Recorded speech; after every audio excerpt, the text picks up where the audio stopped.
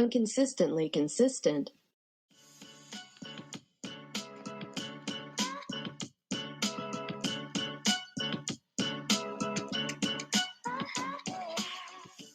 I'm like, I forgot how to start a podcast again.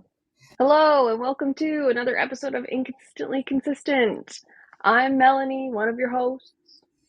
You really enunciated that for some reason. The inconsistently consistent. Enunciated, not enunciated.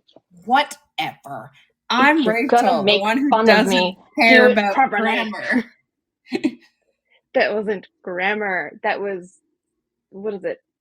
Something about speech. I don't know. Pronunciation, but like, there's another thing about like, not cadence. Phonetics. Enunciation, something. I don't know. I think there's whatever. Anyways. Melanie, how are you? Yeah. I know you're currently once again dying. So that's Yes. nothing new. But we all are, slowly. Yeah, slowly, surely. Since birth, really. The slow march towards death Mm-hmm. and everything. Yeah, listen to My Chemical Romance and cheer yourself up. It's fine. Mm-hmm. Yeah. So this morning I was late for work for, a reason that wasn't my usual, which is that I have ADHD and am chronically not on time. Mm-hmm, mm-hmm, mm-hmm. And also self-employed. So really, who's going to hold me accountable? Nobody. I mean, yeah, that's a Yeah. valid question. Who is going to hold the Melanie? I'm always on accountable? time when I have to go to court. Mhm. Because the judge will hold me accountable. And I'm afraid to get in trouble. Okay. But yeah. So this morning I was trying to be on time, and I go out of my house, and I get like 3 steps toward my car, and all of a sudden I hear a meow, and I'm like, oh fuck, did I let my cats out? Mm-hmm. I look down, and there's this beautiful fluffy orange cat, Ooh. which I do not own, Mm-hmm. and it's like long-haired and looks like very clean, and like obviously this cat is not a stray cat. Like this cat just left its house. Yeah. It gets fed.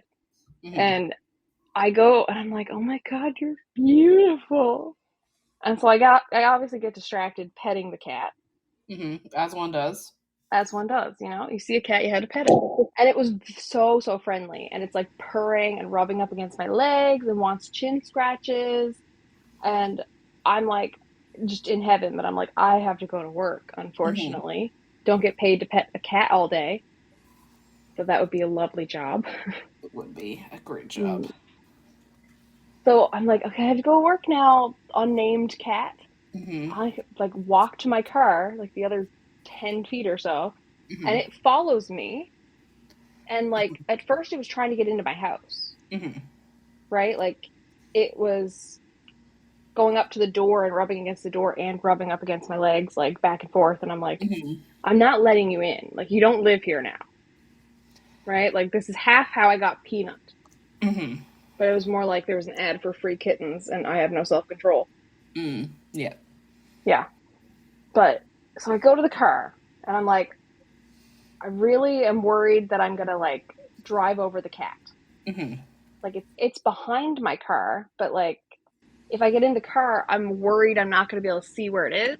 And it like will go under or something. And then like it seems to be okay. He's like behind the car, but then he's like coming up and starts rubbing against the wheels and the hubcaps. Oh no. And I'm like, please don't. Like I'm worried about you and I don't know how to drive away without injuring you. And so then it's like he's like rubbing up against my legs again, even when I'm opening the car door about to get in. And I'm like, oh no, don't jump in my car, because that's the last thing I need is a strange cat. I almost said stray, but it's definitely not a stray. Just too like soft and fluffy, like, and with long fur like that. If they were like a cat that was a stray, like that would not be that clean or it would probably kept be well and stuff and everything, especially if it's a long-haired cat, Yeah, and like he wasn't like a fat cat, but you weren't like he wasn't like seeing the ribs and stuff. Like he looks like he's a healthy cat.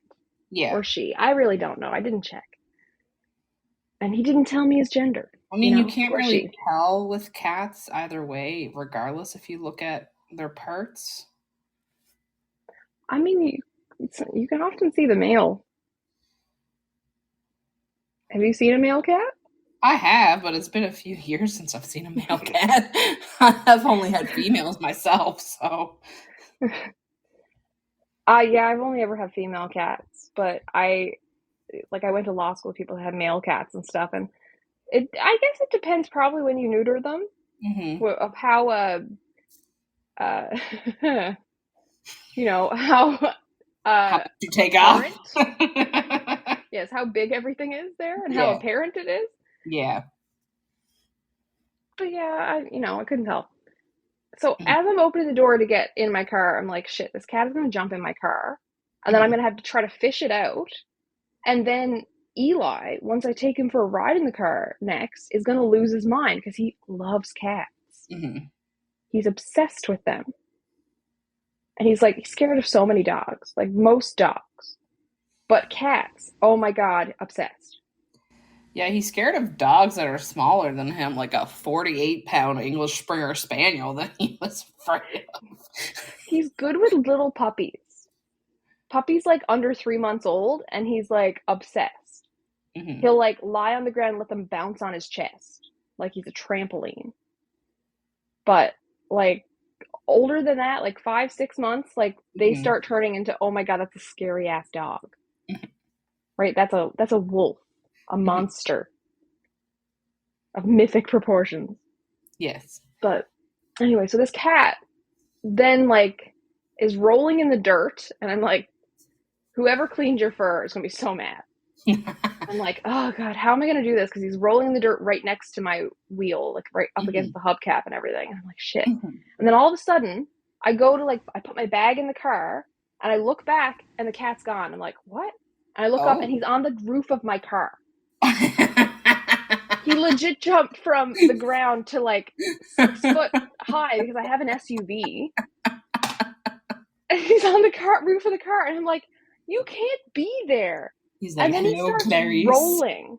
He starts rolling around on his back on the car, rubbing his face against the ridges up the top because I have a RAV4 and the top is bumpy. And I'm like, what the fuck do I do now? I guess I'm not going to work. You're not going to work. You got to call your assistant and be like, listen, I have a cat problem. I can't come to work. Yeah. Reschedule all my appointments. There's a cat on my car. By the way, it's not my cat, but is my car. And so he's just rolling around. And I'm like, you can't be here. And he sits up, and then he lies down and starts licking his ass. And I'm like, that's the most passive-aggressive shit I've ever seen of a cat. I'm like, I have to leave. And he's like, I'm sunbathing, bitch. And my ass needs cleaning. And so he's rolling around, having the time of his life. And then Eli gets up in the front window and starts barking. And I'm parked directly in front of my front window. And that's on the second floor of the house. And my car is probably 3 feet below the beginning of that window. It's a big bay window.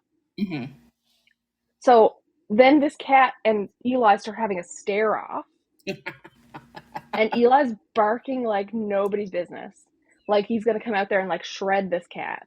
Meanwhile, if he came out and shred the cat. He thinks it. Meanwhile, if he got out there, he would lick the cat. And if the cat hissed at him, he would go hide. Oh, yeah, because he's a baby. Yeah. He's a baby. I've had him at the vet's office, and they have cats that live there and just wander around the vet office. And one hissed at him, and he hid under my chair, like Eli, not the cat. So my 100-pound German Shepherd crawled in under my chair and hid between my legs. Because he's a baby. Yeah, and this little 7-pound cat hissed at him.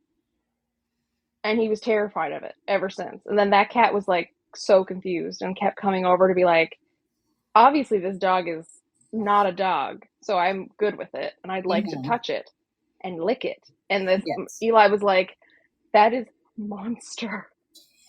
It's horrifying. Yeah. So Eli's barking his head off at this cat.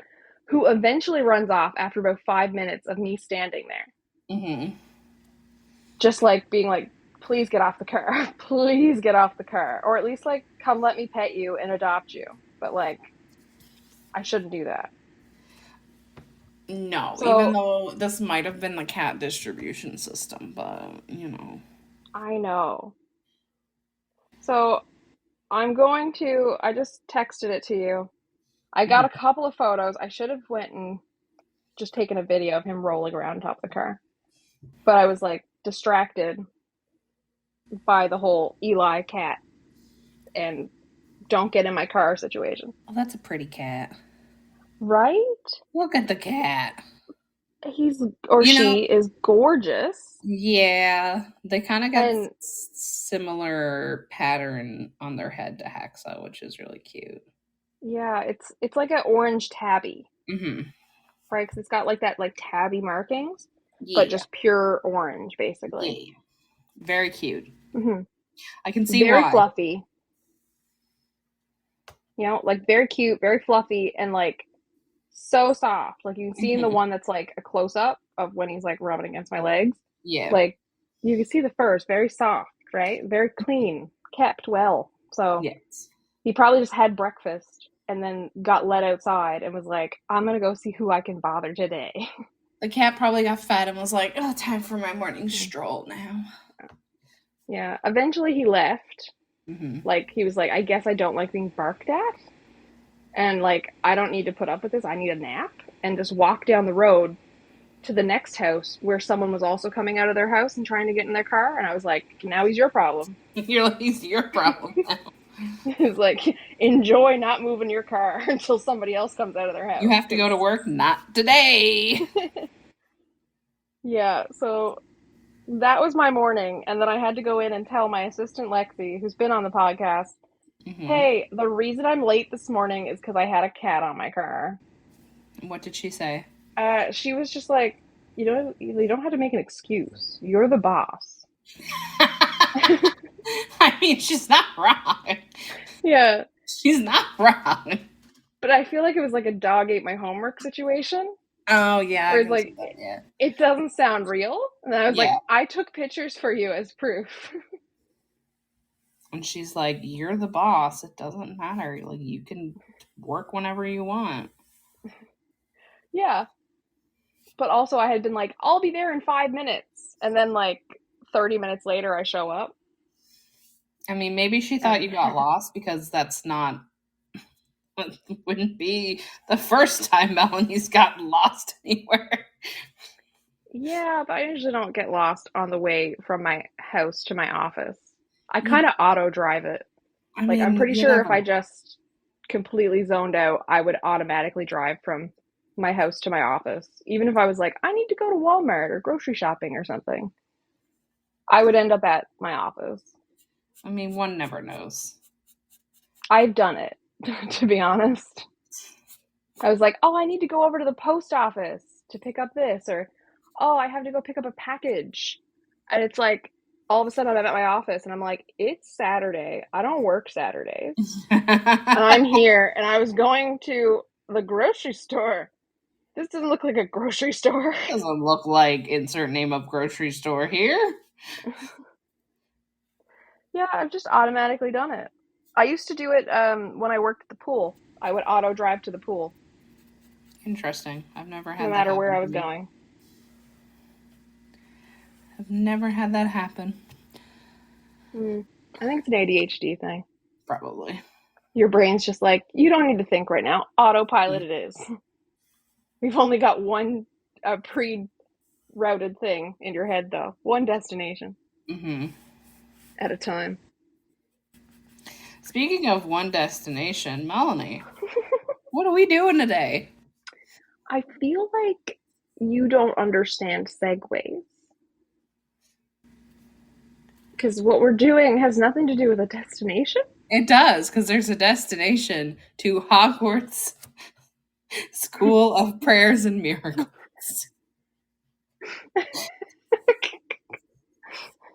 It's a thin one.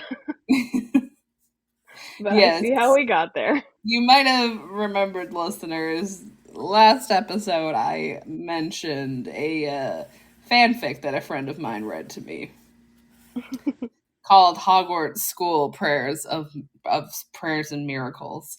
And I read Melanie some excerpts, and she was like, you need to save this so we can do an episode. Guess what, bitches?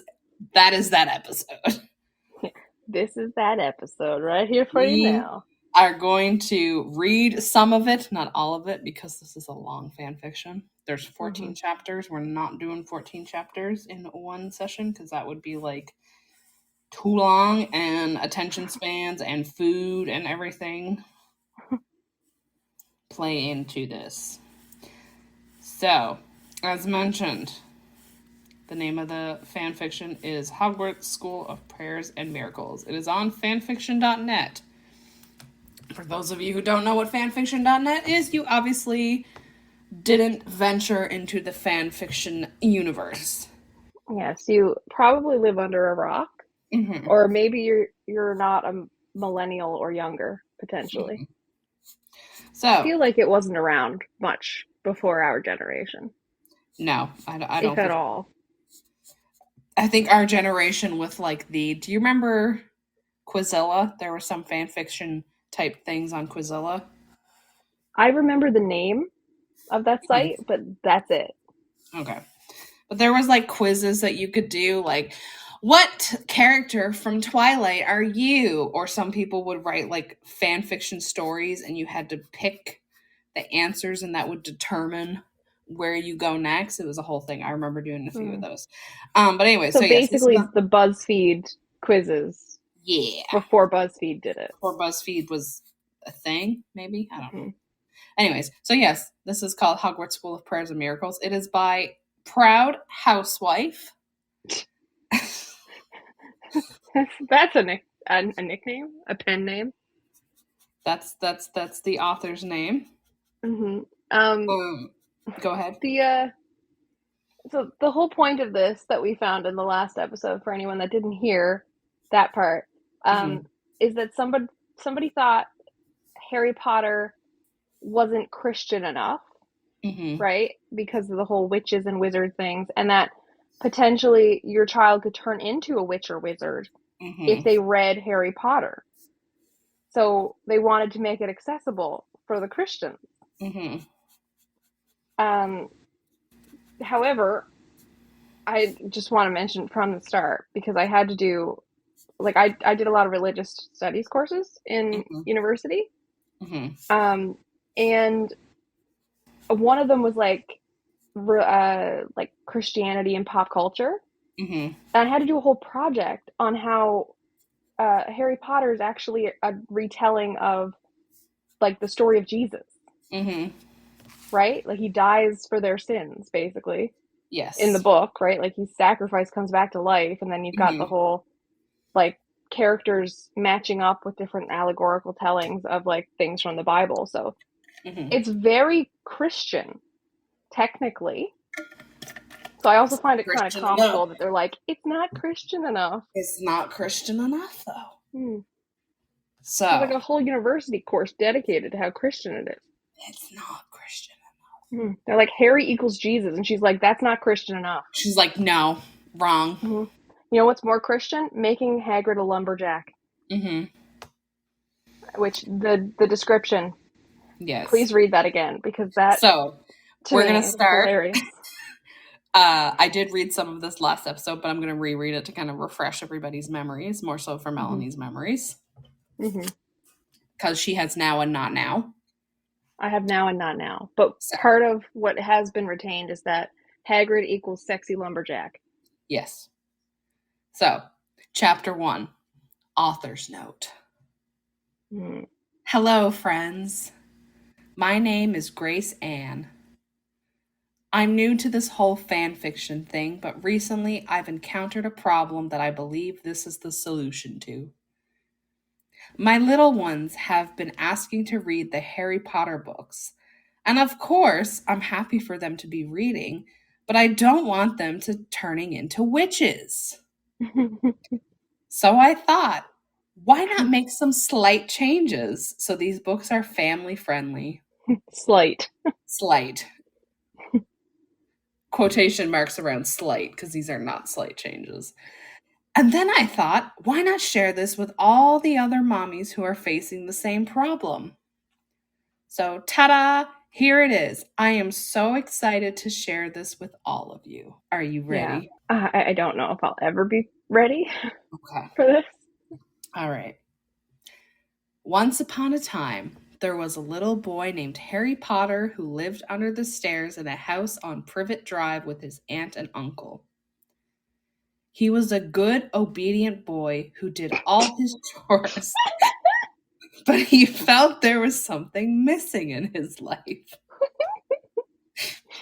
A good, obedient boy did all his chores. Yep. Someone is really trying to push it into their kids. They're like, you need to do your chores. Do your chores, Timmy. Be as cool as Harry. But he felt there was something missing in his life. Something big and special, but he couldn't quite name it. He stayed up every night and wished for this special something. But then one day, there was a knock on his... special simp. I know. There was a knock on his door and everything changed. Answer the door, Harry. His Aunt Petunia, a career woman, barked from her armchair where she sat with her feet up. No. She had curly, short blonde hair and never wore any makeup. Uncle Vernon nodded sheepishly from the kitchen and put a tray of moist, chocolatey brownies in the oven. Shouldn't you be doing that? Harry thought. But he was a very obedient young boy. So he answered the door right away. No! Yes. No! Yes. No. She did not make gender roles the villain thing. She did. Right? Yep. No. Not shitty, traditional, stereotypical roles. And Mm-hmm. Harry is now sexist. Yes. Harry is sexist. But we're worried they'll turn into wizards and witches, but we'd like them to turn into sexists. Like to turn them to misogynistic pigs. Yeah. Yeah. Now this is Melanie's favorite part. It's the description of Hagrid. Yeah. Because he becomes sexy American lumberjack man. On the porch was standing a huge, muscular man with a big, manly beard. And he was dressed in a plaid red shirt, blue jeans, and sturdy leather boots. His chest was covered in a thick, unruly carpet of coarse brown hair. He wore a necklace that looked to Harry like a lowercase t. Just looking at Harry felt happy. That's a weird sentence anyways. Peaceful somehow, but he couldn't say why. Just one quick thing. Mm-hmm. She has not described Harry except as a good, obedient boy. Yes. But we have a multi-sentence description of how sexy Hagrid is about his chest hair and how of a manly man he is. Yes. Right? Mm-hmm. But we just gloss over the fact the main character of this fucking story has no description. Mm-hmm. Just obedient boy. Yeah. Yep. Okay. Issues with your writing, Grace Ann. Good morning, kiddo, the man greeted amiably. I think that's supposed to be amicably, but she has it spelled weird. There is amiably. I can't say it. There is an amiable word. Okay, well, amiably is hard to say. Yeah, and smiled at Harry. He had the peaceful, friendly sort of face you just knew you could trust. My name is Hagrid. Could I speak to your mommy and daddy? I don't have a mommy or daddy, Harry replied sadly and looked at his raggedy old shoes that were blue. Perhaps that was why he felt so lonely, he thought, not for the first time. Maybe that was what he was missing. A mommy and daddy. But no, that was not quite right. A physical description would be nice. That's Yeah, what he's missing. I don't think we're gonna He has get no that. concept of what he actually looks like. He's just a Uh, floating blob. he's a blob at this point. The Yeah. blob has blue shoes. Yeah. Now he has some shoes and raggedy clothes, but Yeah. like he's a blob. Mm-hmm. I am so sorry to hear that, Hagrid uttered empathetically. You can speak with my auntie and uncle, Harry retorted politely and blinked his big blue childlike eyes. Harry has green eyes. Yeah, Harry has green but I eyes. guess they've seen the movie because Daniel Radcliffe has blue eyes. Shh, Harry has green eyes. Because they Yeah, look like Harry blue. does. Daniel Radcliffe does not. Well, Daniel He's Radcliffe only should have worn Harry contacts. sometimes. Anyways. What do you want? Aunt Petunia peered out the door with her narrow, suspicious eyes, and she was wearing a baggy, unflattering pantsuit. First of all, I love a pantsuit. Yeah. Also, second of all, we've said that she doesn't have makeup and she's Mm-hmm. wearing baggy, unflattering clothes. Mm-hmm. So the evil in the house, and I say that with quotation marks, but like Mm-hmm. the negative characters in there, Mm-hmm. are not demonstrating proper with those little quotation marks around it. So like proper Mm-hmm. stereotypical gender roles, and she's not dressing to be flattering to like the male gaze, Mm-hmm. right? So Yeah. that's what we've got so far. I have Yeah. so many problems with this. I know. There's a lot of problems. Bring back Hello. sexy Hagrid. Okay. Hello, neighbor. I was wondering if you have been saved, Hagrid exclaimed brightly and tipped his wide-brimmed straw cowboy hat. Aunt Petunia laughed a gravelly laugh and leaned forward on her sturdy, practical boots. Saved? Don't tell me you are one of those Christians. Not one of those Christians. Not a Christian. Oh my god. Harry did not know what that word meant, but Hagrid's smile was the most peaceful smile he had ever seen. It made Harry feel warm and happy inside just seeing the glowing, radiant grin on the kind, friendly stranger's face. He wondered why Aunt Petunia and Uncle Vernon did not smile like that. Because they have to raise you, you obedient boy. They're busy out trying to break gender stereotypes. Yeah. And you're over here criticizing. Yeah. Yes, I am, Hagrid replied kindly. Are you? Aunt Petunia laughed again and stuck her pointy, sharp nose up in the air. We are too Witch-like smart. description. Which like the switch. Mhm. We are too smart for that. Haven't you read Dawkins? God is dead. Dawkins proved that. Would you like us to educate you on the Dawkins? Again, we had this discussion. It should be Darwin because Darwin, our Lord and Savior, Charles Darwin. Mhm. Mm-hmm. Oh my god! If this Grace Ann ever hears this podcast, she's gonna just immediately burst into flames. Yes, she is. Yeah. What is a Christian? Harry queried innocently and scuffed his toe Harry on the queried.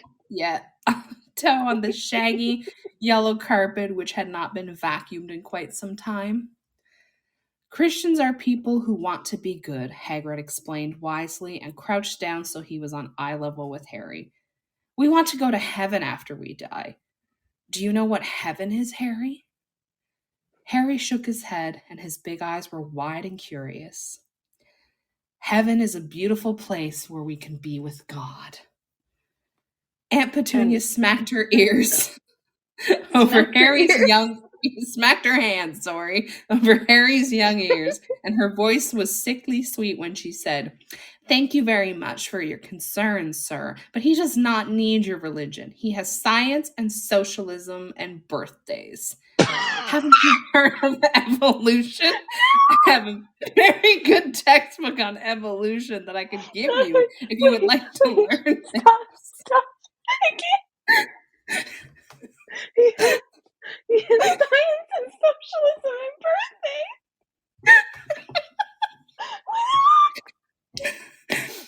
Oh my god! I want that on a fucking t-shirt. I Right? don't need insert blank here because I have Science, Science, socialism, socialism, and birthdays. and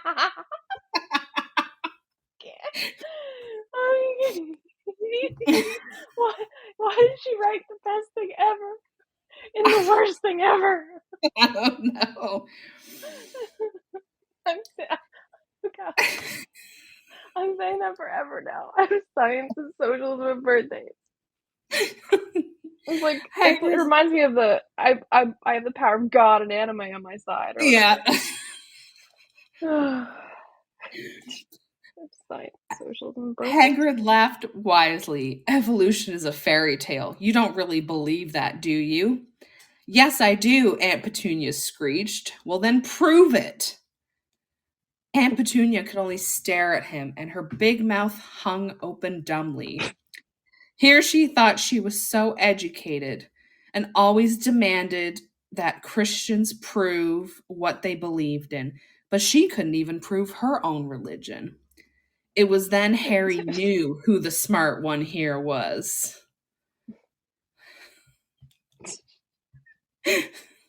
Tell me how to get to this heaven place, Harry cried wistfully, clasping his hands together. Just off yourself, it'll be fine. Yeah. Just die, kid. Oh my god, that's how you get to heaven, is you just die. Just die. It's really simple. Sometimes the wisdom of little ones is really amazing. We think we grown-ups know it all, but then God speaks through the mouths of little ones and shows us how we are all mortals struggling along the path of life. Humility. All you have to do is be saved. Do you want to be saved? I do, Harry squealed, jumping up and down. Then pray the sinner's prayer. Oh, God. Aunt Petunia tried to stop him, but she was powerless against Harry's pure, innocent, holy energy. Soon, Harry had said the prayer. Hagrid beamed happily. You're a Christian now, Harry, Hagrid cried proudly. Harry smiled, but then interrogated, How do I be a Christian? I don't know how.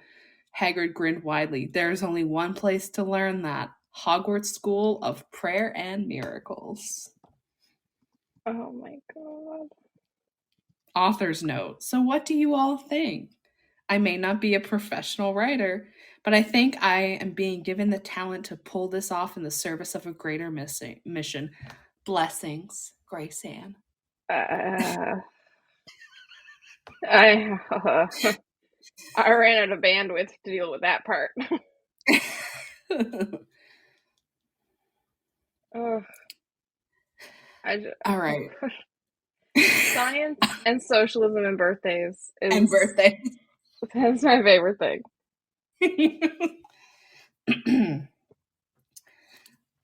So chapter 2, I'm not going to read this one. I am going to read the author's note, and then I'm going to summarize the chapter. Author's note. Hello, friends. I have been getting so many lovely, thankful messages from mommies everywhere. And I just want to say thank you all for your encouragement. However, I have also been getting several messages saying that my story is bad because Harry Potter is not just about witches. It is also about friendship and kindness and bravery. Friends, this is exactly what I have been saying. Harry Potter has many good things about it, but it still has witchcraft, so my children cannot read it. But that is why I am writing this, so they can all have the adventure and good morals of the Harry Potter books with all that bad stuff that is bogging it down. I mean, Matthew 3:12, am I right? No. I don't know what the Bible verse Matthew 3:12 is, honestly. So. I don't want to look it up. No, I think we did look it up, but I don't remember, and I don't want to look it up. Also, actually, I'm going to look it up. I don't care. I had a thought, and the Matthew 3:12, am I right, just knocked it right out. It fell out of my head. Horrifying. Matthew 3:12. He comes with a winnowing fork in his hands and comes to his threshing floor to sift what is worthless from what is pure. Okay, it's very sexual for being Christian. He's Right? coming a lot in that paragraph. He's doing so much. Yeah. So basically, this chapter is they talk about Hogwarts School of Prayers and Miracles. They want to go there. Hagrid talks about how he saved this poor boy who wasn't raised by Christians, who both went to work and left him without a babysitter. Maybe 5 years down the road, Harry might have been a fornicating, drug-addicted evolutionist, the usual. Please tell me that's like written out? Yes, 5 years down the road, Harry might have been a fornicating, drug-addicted evolutionist. No. Oh my god. I need like a greatest hits of this. This is amazing. So he gets into a fight with Aunt Petunia about going, and he tells her evolution isn't real and he's going to Hogwarts. Aunt Petunia tries to bargain by saying he can have a second birthday. And Harry goes, birthdays are not of God. And then for some reason, he now knows Bible verses because he goes, you tried to corrupt me, but it did not work. But I forgive you, Aunt Petunia, because of Luke 23:34. And did it magically come to his head? I guess so. I don't know. Let me look this one up too. Oh no. So Jesus magic is fine. Right? A little suspicious, right? It was a problem. Mm-hmm. But also, what I was going to say is that she said her kids cannot read it because of the witchcraft. I know they will not read it. Right? You're grammar woman. Okay? They could possibly read it. You said your kids like to read. So I'm assuming they know how. Oh, 23:34. I was very confused because I looked up Luke 23:34 and it was about the crucifixion, and I was like, hang on, is Harry saying he wants to crucify his aunt? Though I like the idea of a character using Bible verses to just threaten people. Like that he's gonna crucify you. Okay, this is what it actually is. Then Jesus said, Father, forgive them. They know not what they do. This is still during the crucifixion because he calls us out when they're being crucified. And my former Christian knowledge. Yeah, but her saying that he should have an extra birthday is like equivalent to a bunch of people standing around trying to crucify Jesus on a cross. Yeah, that is really self-important, Harry. So I guess we're teaching children that not only should they be Christian, but that they are also the most important person in every room. Okay, so then he leaves. Dudley makes a brief appearance, and he's like, "Goodbye, Dursleys. I hope you are saved too one day." And Harry goes, "How do we get to Hogwarts?" And Hagrid goes, "We will pray." And literally all they say is, "Dear Lord, take us to Hogwarts," and then they somehow get to Hogwarts. They get whisked away, not by magic, by Jesus magic. So it's okay. Yeah. Mm-hmm. So here we go. We have a description of McGonagall as well at the end of this. No. A lovely, kindly young woman with flowing blonde hair and a pleasant, heart-shaped face stood beside this holy man. "Hello there, little one," the man greeted amicably. "I am the Reverend Albus Dumbledore, and this is my wife, Minerva. Welcome to Hogwarts School of Prayers and Miracles." Oh my god. Why is she into making them like sexy young things instead of like old is their character? Yeah. It's like, oh, if you're a Christian, look, you're young and sexy. If you're a witch or a wizard, you're going to be old and pointy and not following the gender stereotypes. How dare you? Yeah. All right. But I have the power of science, socialism, and birthdays on my side. So. Yep. So, author's note, chapter 3. This chapter is called Dinner Time with an exclamation point. Author's note. Hello, friends. I have struggled a lot about whether or not to keep going with this story, but with a lot of praying, my husband and I have decided it is the right thing to do. We want our little ones to have good Christian literature to read, and in this modern world, sometimes that can be hard to come by, so I will just have to make do. Yeah, she said her and her husband decided. Mm-hmm. You catch that? I did. Oh, no. Grace Ann, blink twice if you need help. I don't think she knows. I think her I husband know might this need is. to blink twice for help. Mm-hmm. I don't know. Somebody seems like they have Stockholm Syndrome, and it might be me by the end of this. You probably will. All right. Pleased to meet you, Reverend Dumbledore, Harry replied enthusiastically and got to his feet. This sure is a beautiful place you have here. The Reverend beamed. Why, thank you, little one. Sorry. Why, thank you, little one. His voice had a distinctive southern twang to it that made Harry feel so safe and welcome. He knew in that moment that the Reverend was a man of God. $20. Grace Ann is from the South. What gave you that idea? I don't know. There's a few things. I shall not list them. Yeah, this poor little one was being raised in a terrible situation, Hagrid declared concernedly. He was watched by a babysitter every second of the day. His aunt saw him as part of her perfect life package, like the big house, the fancy career, the speedy car.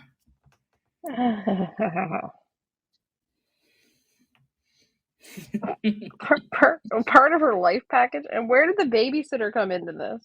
I don't know. I guess the babysitter's part of the life package too. I don't know. I guess it's hyping up the whole, like, she's a career woman. She has a child and a career.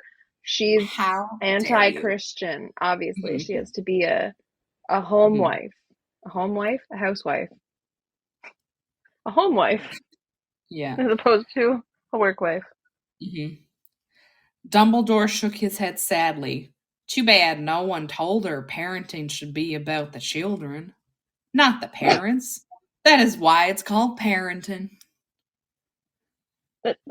No. That sentence doesn't make sense. I know. Grace Ann. If your point should mean it should be called childrening, not parenting. You contradict yourself, Grace. Grace Ann. Why? Okay. Harry nodded wisely. Dumbledore turned to Harry and announced authoritatively, Now, you can start your classes tomorrow morning. Today, you can get settled into your dormitory. But first, why don't you eat dinner with my family and me? Really? Harry gasped excitedly. I've never had a family dinner before. I've just been eating with the babysitter under the stairs. You've just been eating with the babysitter. That's a whole other... And celebrating birthdays and talking about Marxism. Yeah. And Dawkins. And off-brand friggin' evolutionary theorists. Not even the big one. Why don't you come with us then? Dumbledore cried kindly. I don't know why he's crying, but anyways. And then got down on his knees. Everyone else did the same. Raising his large, massive, manly hands up to the heaven, Dumbledore bellowed in a voice even louder than Hagrid's had been, Lord, please take us to the kitchen. Oh, you can't walk there? No, they're apparently not. Suddenly, they all found themselves God is overworked in this. No wonder he can't cure, like, hunger and cancer. He's too busy taking them to the fucking kitchen. Right? Like, walk into the other room, goddammit. Yeah. Wow, Harry shouted in awe. He was still getting used to the power of prayer. Sometimes we take the wonderful things the Lord gives us for granted, and it takes a newcomer to fold for us to understand just how... A newcomer to the fold, I read that wrong.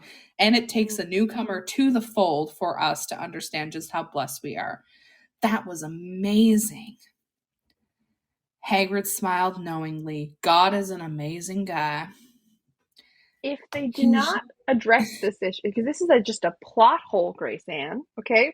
We're going to not even just talk about the rest of this garbage that you're spouting, but a plot hole. If they're like, oh, God, take me to the kitchen, and it happens, they should next go, oh, God, cure world hunger. Oh, God, take away the diseases. Oh, God, save the children.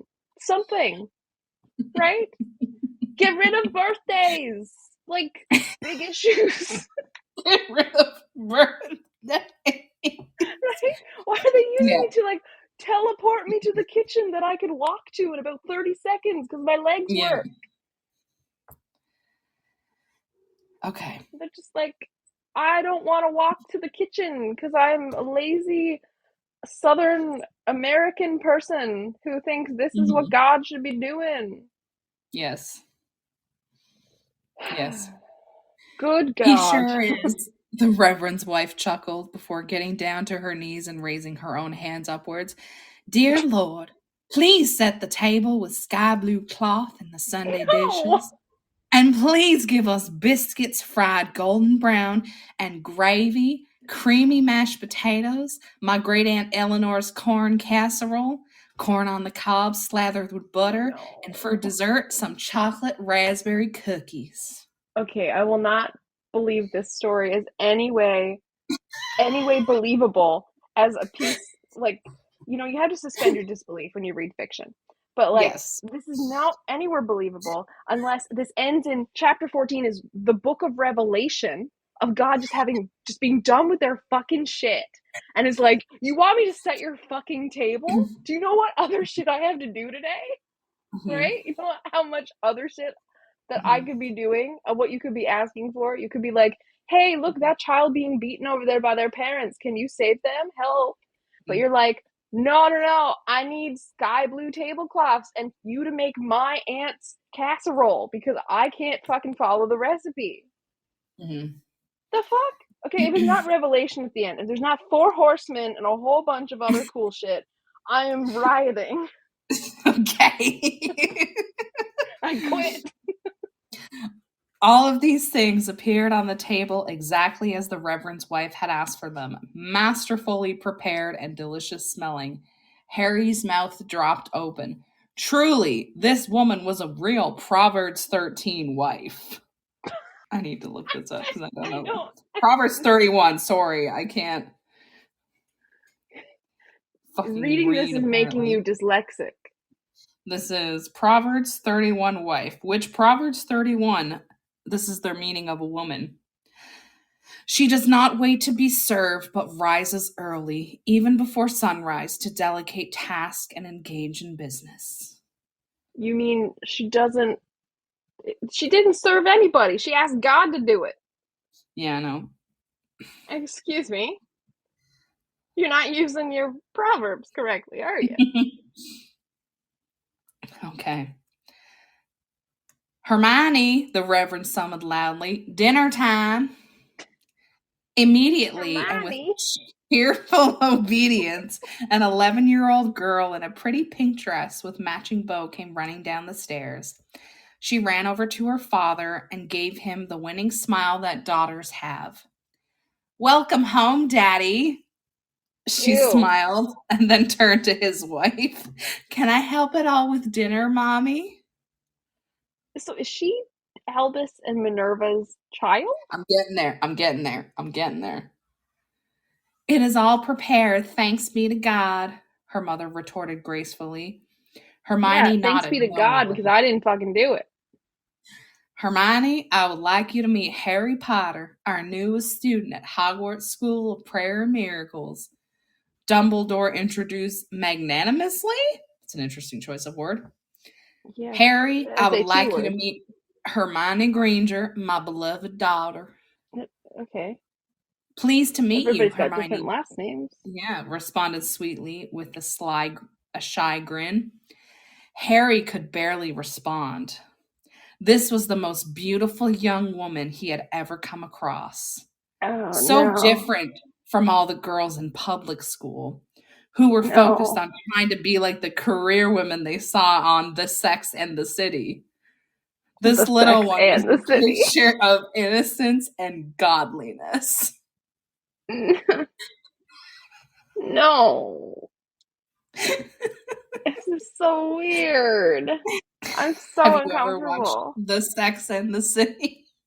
I'm so uncomfortable. Oh, If God. there comes to be like an arranged marriage by the end of this between those two, like I was already mad enough with J.K. Rowling that Hermione should have ended up with Harry. Okay, don't at me, I Mm-hmm. don't care. But Mm-hmm. like, this is not how it should be written into fan fiction to get them together. Okay. They'll just like what, pray for new table settings together? I guess. Now, Dumbledore pronounced genially, let's eat. As the holy men, women, and little ones dug into the delicious manna the Lord had granted them, the conversation amongst the adults turned to darker topics. Harry listened intently, and he did not understand it, but he was very interested. Dark days are coming, Hagrid pronounced gravely around a mouthful of casserole. Evil Revelation. forces are coming into this world, and the little ones at Hogwarts may be our last resort. Psalm 127:5, Dumbledore referenced solemnly, and the others around the table nodded knowingly. Hogwarts might be the last hope for the forces of good in the world. And Okay, I'm going to let's see look what up Psalms 127.5 is. I'm looking Yep. it up. Happy is the man that hath his quiver. That's exactly the quote. Take that as you will. Happy is the man that hath his quiver full of them. They shall not be ashamed, but they shall speak with the enemies in the gate. Blessed is the man who fills his quiver with them. Okay. Keeping the theme of building. So, what does Psalms 127, verse 5 mean? It means children are not a burden, but a blessing, is what that basically means. Okay, great. But also, they just said bad things are coming. The children may be our last resort. What are you going to do to the kids? They're going to start a cult. Duh. They're just going to throw the kids? Oh no, evil Voldemort is coming. Throw some children at him. That'll stop it. Yeah. Ay, ay, ay. Chapter 4. Okay, before we get this far, I'm like, I don't know if I want to just go on and leave comments critiquing it, or do I want to just like write a follow-up of this is Revelations, turn like Harry Potter in this world, then the Book of Revelation, and just wipe everybody out Just as murder everybody. the unauthorized sequel to her. You could. And mostly just because God is pissed off, because like, why are you making him set the fucking table? God is angry. Yeah, and like walk to the other room, would you? It's not like transitioning from like the house to Hogwarts, which is like hours and hours and hundreds of miles potentially away. It's like, just go down the stairs. Mm-hmm. Also, we got no description of Hogwarts. Oh, I know. What the fuck does it look like? I think we're getting to it in this chapter. It's a one-room church. That's what it'll be. It's a church where the men and the girls sleep separate from each other. Dangerous days ahead. Author's note. Hello, friends. I apologize for being gone for so long. Of my little ones. Yeah, that's a weird. Oh, she has this written weird. I apologize for being gone for so long. Dash. One of my little ones came down with pneumonia, so of course, my life has been nothing but doctor's appointments and chicken soup. And that's on top of all the other work a mommy has to do. I had nearly forgotten about this little story of mine when I sat to catch up my email, and lo and behold, there were dozens of messages from this lovely site. Now, of course, there were some hateful messages that made me very sad, but for every review posted by an evolutionist with a bee in his bonnet, there were 3 lovely private messages from other mommies out there thanking me for doing the Lord's work.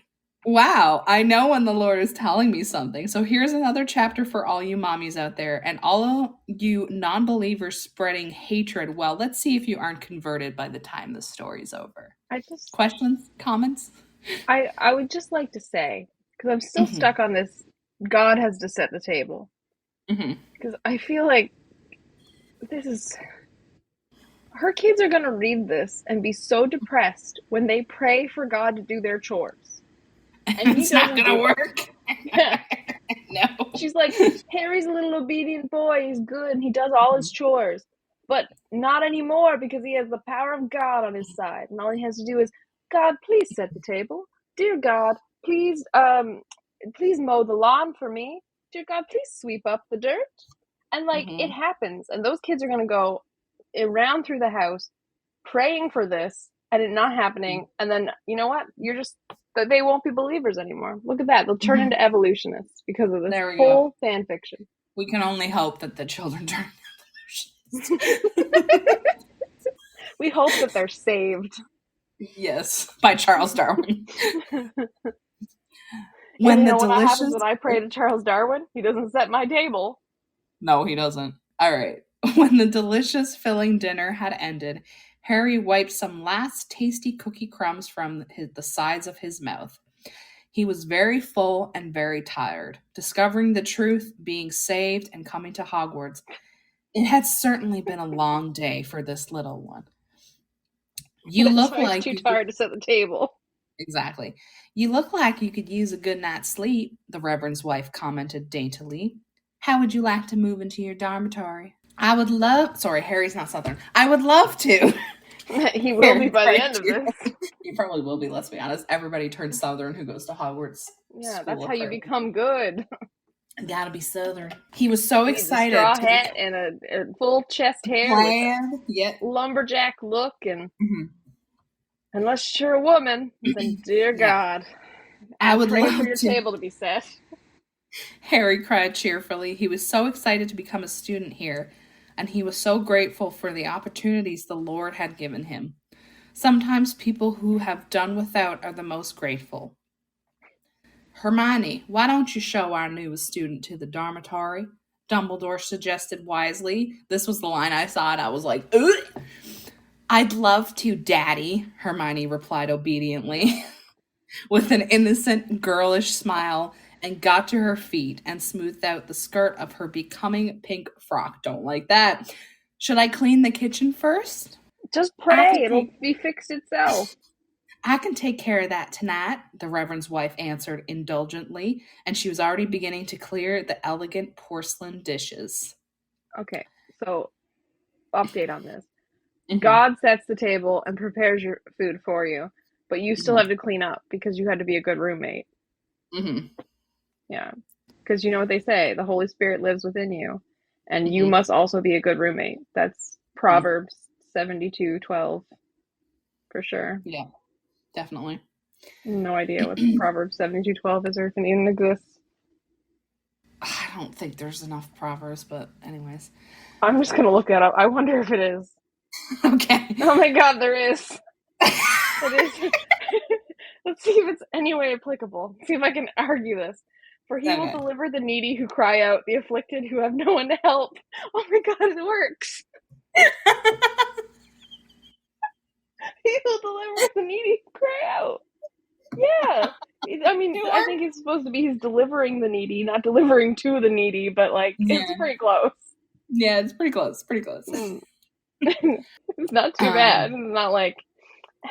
And they ate some fish. That would have actually worked as well. That would have been hilarious. Thank you, Mommy, Hermione shouted gratefully, and she walked over to Harry. Would you please come with me? Harry blushed shyly and got to his feet. His aunt had never taught him how to talk to pretty girls. She always said that pretty girls were shallow and not very smart, and that a real woman put her career first and didn't care about her looks. But it only took one look at this godly young girl to realize just how wrong that was. Let me finish this and then you can comment, okay? Because there's more audacity. No. A woman taking pride in her appearance is honoring the Lord, because after all, it is the Lord who gave her a pretty face and nice hair. Taking care of that is important. No. Harry got the feeling that Hermione was as beautiful on the inside as she was on the outside. No. No. No.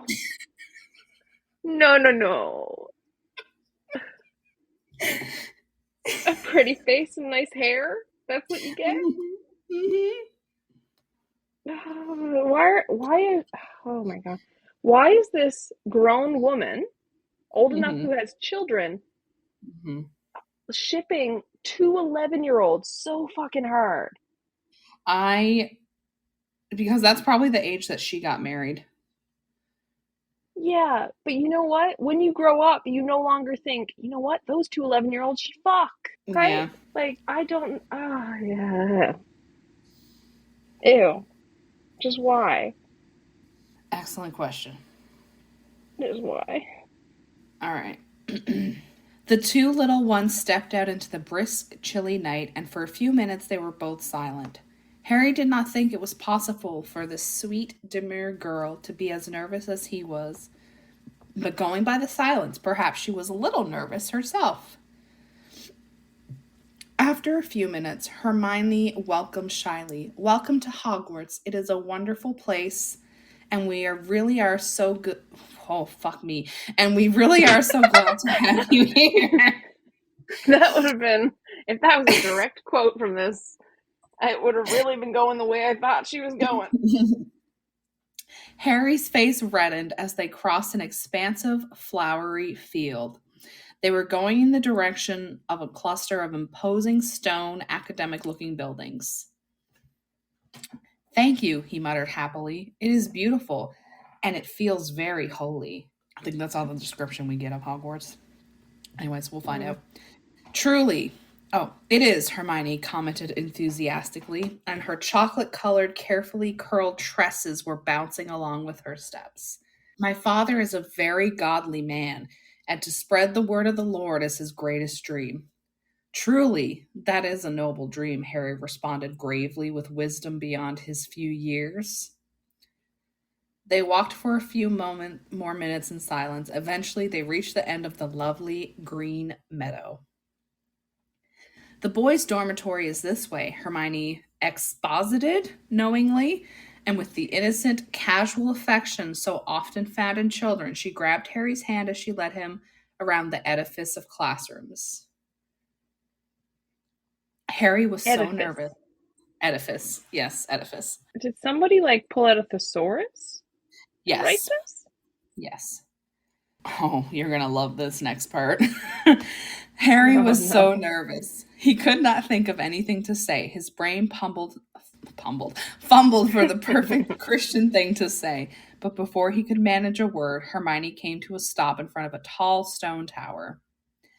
"This is the boys' dormitory," the devout young woman explained kindly, and she gestured to the heavy oak door beside them.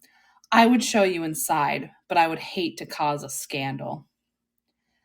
"I understand," Harry declared graciously. Just hold your thoughts, okay? Mm-hmm. "Too many young men these days pressure young women into things undesired and forbidden. It is the mark of a true, old-fashioned gentleman to respect the fact that every young woman is another man's future wife. And we all know that it would be a dreadful, terrible sin to bring another man's wife into intimacy. Why does modern culture suddenly treat that as okay simply because he does not have her yet? Man's laws may permit it, but the laws of the Lord are not bound by time." Pass. Pass on that. I'm not touching that. Okay. All right. Just no. Okay. We're moving on. You're not going to comment? No. Okay. Hold on. Okay. Why? They're 11. I know. They're 11. Stop it. Ugh. Just, yeah. Keep it moving. Okay. Hermione moved to push open the imposing large door, but she struggled with the knob. It was quite a heavy door, but Harry was a good, devout Christian now. He would not have a young, godly girl struggling to open a door which he was perfectly capable of opening himself. Just pray to God. God will open the door. With the Don't do it simple face yourself. so often in little ones, Harry got down on his knees, lifted his hands skyward, and shouted prayerfully, "Dear Lord, please open these doors and allow me to enter my new home." No! Yes! He thought that she was gonna make him like, oh, look, I'm a big man, I can open the door. But, like, no. I didn't think you were gonna do that again. Gosh. Like, why? I don't know if I can withstand all 14 chapters without, like, I don't know, writing a fucking thesis statement, like a comment on this about, Write like, a manifesto, if you will. yeah, I can't handle it. Why is it like, God, do this, God, do that? And he's like, sure, fine, but, like, there's still issues. They haven't been like, oh yeah, we cured cancer last week, so now we're just working on opening doors. We moved back to the little things. It's the little things that count. Yeah, it's like all the problems have been solved because we did our prayer wishes last week on those, but now it's just like our biggest thing is like, oh, I can't open a door. Oh, God Lord, help! help us open the Help! door. With a loud thunder's boom that echoed throughout the expansive, beautiful campus, Marvel the crossover. doors Thor crashed comes in. open. Yes. Harry stood up piously as Hermione's jaw dropped. Now she knew for certain this Piously. was truly a man of the Lord. He stood up piously. He How stood does up one stand piously. up piously? I don't know. But he stood up piously. Yeah. Well, I'm standing up heathenly Okay. from now on. And how will I demonstrate that? I don't fucking know. We'll figure it out. Harry was about to step inside when Hermione grabbed his arm. He blushed once more. "Wait, Harry," Hermione uttered quickly. "There's something you should know." "What is it?" Harry queried questioningly. "My father says that dark times are coming," Hermione spoke worriedly. "There's a man named Voldemort who wants to destroy all that we stand for. He's pushing an agenda in Congress which will stop us from practicing our faith freely." So this is totally moved over to the US. Mhm. I knew it. Yeah. "But that is what our founding fathers built this nation for," Harry cried indignantly. "The freedom of religion." "Voldemort doesn't care," Hermione remarked sadly, and she shook her head, "and he is gaining power. The freedom of Christians to practice our faith is disappearing by the day. Soon it will be like it was in Rome." Lovely, ladylike tears began to roll down her delicate, terrified face. "And I don't like lions." "It will be all right," Harry reassured And I manfully. don't like lions. "We will just need to pray really, really hard. That's why we're here, after all." You're You're wasting all so. your prayers on doors and table settings. Yes. Okay? It's like, it's got to be like a genie. At some point, you run out of Hmm. wishes. Probably. And it's going to be before dessert, apparently. Hmm. Yeah. "It will be all right," Harry reassured manfully. "We will just need." Oh, I already read that. "You're so brave," Handfully. Hermione pronounced admiringly, and she wiped tears from her eyes. She flung her arms around Harry's neck. "Thank you for giving me courage." Harry patted her head before departing and entering his new home. It wasn't until the doors had closed behind him that he realized he did not know where he was supposed to sleep. The tower consisted of an old stone staircase winding up the steep, sacred walls, and there were doors leading into each bedroom off the stairway corridor. Harry felt very lost for a moment, but a quick prayer showed him the way. As he collapsed into his bed, very tired from such an eventful day, he thought about the days that were coming. It was truly a good thing the Lord had called him when he did. So, like, he doesn't have Google Maps, but, like, Hmm. maybe he does. And if Hmm. science is bad, is Google Maps bad? Like, is technology bad? What is it? Mm-hmm. Where I is don't know. this going? I don't know. I don't know. I thought being raised Catholic was bad. But I could have been this woman's child. Okay, so I'm not going to Okay, read this next chapter. I'm just going to yeah. summarize.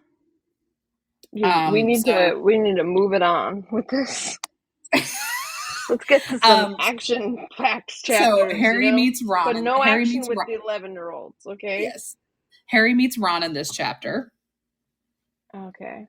I Ron, wonder if he's going to be rich and like make him handsome, right? Because he's not like overly handsome boy, right? Like yeah, he's like described as kind of like average, like not conventionally attractive qualities in the books. Like Hermione's described as like buck-toothed and like bushy, like unruly hair until like later on in the book. So all of the Weasleys are there. Ron invites him to sit for breakfast with his family. Also, she calls him Ronald throughout the whole thing, not Ron. So we will refer to him as Ronald.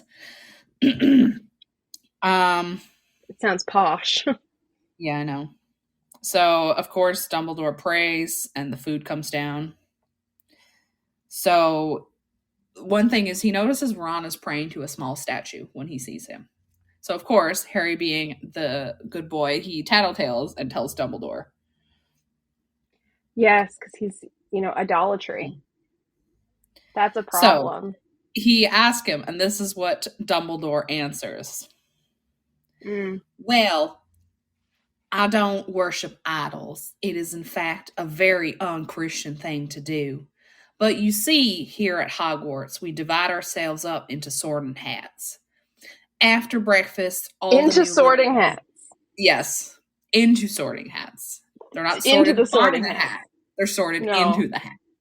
Yeah, we're not sorted by a hat into a house. No. You're sorted by some reason into a hat. Yeah. How does one fit a bunch of children in a hat? After breakfast, all the new Sounds little like ones will witchcraft. choose their hats. Each of the different hats have a different belief, but we all love the Lord. And what more in common do you need? Can I just state that the fact that they're like, idolatry is bad, but many forms of Christianity worship a crucifix, like a physical representation of Jesus on a cross. Is that not idolatry? So, Dumbledore explains that, and Harry's like, "What are of these course. divisions?" She's right ahead of me all the time with Yep. like, I've just found an issue. I'll explain it. So, this is what Dumbledore explains, because Harry's like, "Are they like, what are the divisions?" And Dumbledore goes, "Well, they're somewhat significant." Dumbledore allowed tentatively. For instance, I'm a Gryffindor hat. We believe everything in the Bible and only the Bible. That red-headed roommate of yours is a Slytherin hat. And apparently the Slytherin hats worship statues. And Harry's like, then how are they Christian? What about Exodus 4:6, which is like one of the 10 commandments where it's like, thou shalt not make up unto, basically don't worship idols because that's not me type thing. And Dumbledore's Why did she they have resort different. Ron? I don't know. She's like, they have Because different of commandments. They love the attractiveness? Lord. I mean, he's not really described as attractive. He's described as a pallid boy with bright red hair. That's what I'm saying. Is it because he's not attractive enough to be properly Christian? She's like, Probably. Get the fuck out. You're in Slytherin now. Yeah, and they worship idols, so Anyways, so she has some Bible verses at the end. Like I said, Exodus is like about the don't worship false idols, basically. Yeah. So chapter 6 We're not is here about for the Bible talk. No. So, they talk about the hats. Did they mention about what Hufflepuff and Ravenclaw are? We're getting there. This is in this chapter. Do they talk about? Of course. She'll answer my questions right after I think of them. Okay. So, We're going to explain. Because Harry's like, oh, what sorting hat do you think you'll choose? Ronald, I'll choose Slytherin. His whole family's Slytherins. They believe in the Bible, and basically the difference between Gryffindor hats and Slytherins is they have a new book full of guidelines on how to be a good person and a whole panel of Slytherin hats to tell us what to do. So they pray to Mary, I'm assuming. I don't know how Harry knows this. Mary, so obviously Jesus' mom. And Harry's like, you mean the mommy of our Lord? I don't worship her. And then Ron goes, well, then God hates you.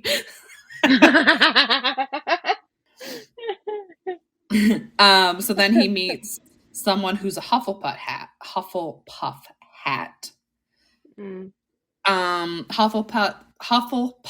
hats believe in the Bible, but only some of it. This is Luna now. Luna is apparently a Hufflepuff.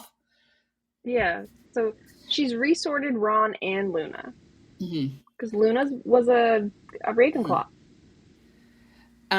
So Luna says, we don't believe in the Luna stuff. was a Ravenclaw, Yeah, Luna right? was a Ravenclaw. Yeah. Okay. So she says, Hufflepuffs believe in the Bible, but some of it. We don't believe in the stuff against fornication and drinking and socialism, but we really like Matthew 7:1. And that's about it. So then we meet Draco. I want to read you Draco's description.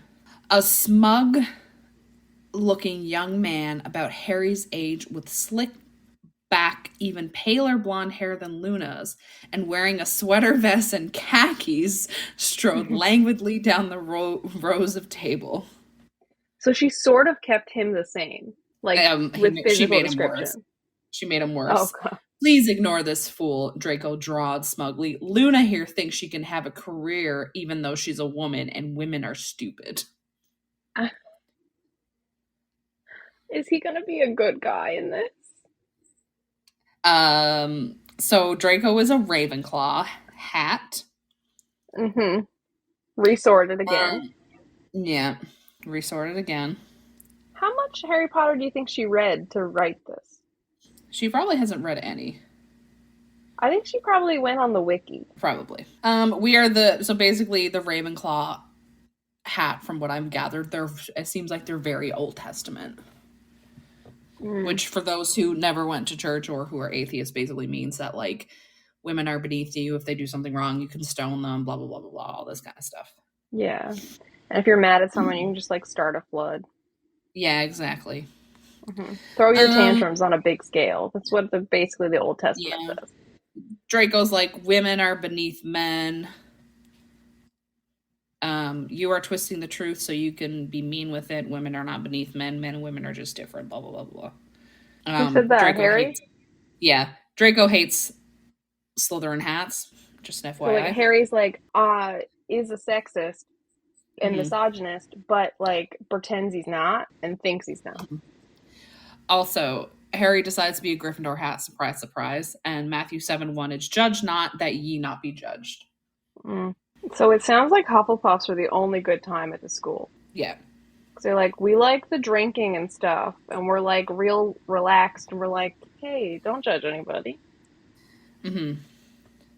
Oh, like, apparently the hat is they wear baseball caps in chapter 7 because he gets baseball. You know, yeah, American. Yeah. Very American. And Hermione is so happy that he's a Gryffindor because they're probably gonna have an arranged marriage, let's be honest. Yeah, and you can't like have an arranged marriage with a Slytherin. Ew. Maybe slithering into those DMs. Hey yo. Of course, you know, Ronald is like, will you still be my friend even though we have a different hat? And he was like, yeah, we can still be friends and all that stuff, blah, blah, blah, blah, blah. Congrats on picking your hats, basically. That's what Dumbledore says. And he just, like, I do remember when he said that in the books. But when he said it different in the movies, he was like, he said it all graciously in the books. He was like, good job picking your hats. And in the movies, good job picking your hats, Harry. You know? Yeah. Remember that moment? So, I'm not going to read this, but I do need to read this because Now you'll be sharing, this is from Dumbledore. The Reverend clapped his hands against each other and then he spoke enthusiastically. Now you will be sharing most of your classes with other members of your hat. So it would be good for you to get to know them now. Ravenclaw hats, please gather around Mr. Moody. Hufflepuff hats, please gather around Mr. Sprout. Slytherin hats, please gather around Mr. Mr. Sprout. Finnegan. Yes, Mr. Sprout. Okay, we regendered too. Slytherin hats, please gather around Mr. Finnegan. And Gryffindor hats, please gather around Mr. Snape. Why? I'm going to read you Snape's description. He's going to be sexy, isn't he? Now, at the beginning of the breakfast meal, Harry had noticed a tall, mysterious-looking man with long, dark hair and gaunt, enigmatic features. He was dressed stylishly in a crisp black suit, and his tie made a shock of red in the otherwise totally black outfit. The dark hair on his pale chest was neatly trimmed, but still noticeably thick. He wore elegant chest hair. black leather shoes on both of his feet. It was now that he noticed that on the table that this man was sitting at was a placard that said on it, Mr. Snape. Okay, sexy goth Snape is doing things for me. And then the voice too, right? You think of it with a Mr. Potter type of thing, you know? Like, okay, can we have a spin-off? But like, let's make it R-rated. Or it's fan fiction, M. Yeah, M for mature.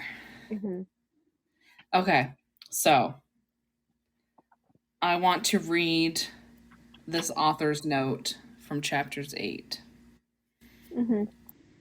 Author's note. Hello, friends. Things have finally calmed down a bit here at Fort Parsons. And I'm so excited to share with you another new chapter. I'm assuming, just by previous author's notes I didn't read, Parsons is her last name. Yeah, let's just release all of our personal information online. Yeah. And because she made a comment about, the Parsons. And I'm like, you're really just out here letting everybody know your last name. Like, all right. Yeah. And I'm so excited to share with you all another chapter. One thing I would like to talk about, though, many people have been calling me a misogynist. That means woman hater. Friends, I do not hate women. I am a woman. I am woman. I am woman. I knew that was now, what is it I have done to have people calling me this? Well, apparently, it is saying that women are loving and nurturing and good. Right? How hateful. I'm just a big old mean bigot, huh? Now, it is certainly true that what is written in the Bible about women was used as an excuse to actually be hateful to women. And this is terrible. And there are some people out there who think all women are stupid or less than men. Less than men is in quotes. Friends, this is not what I believe at all.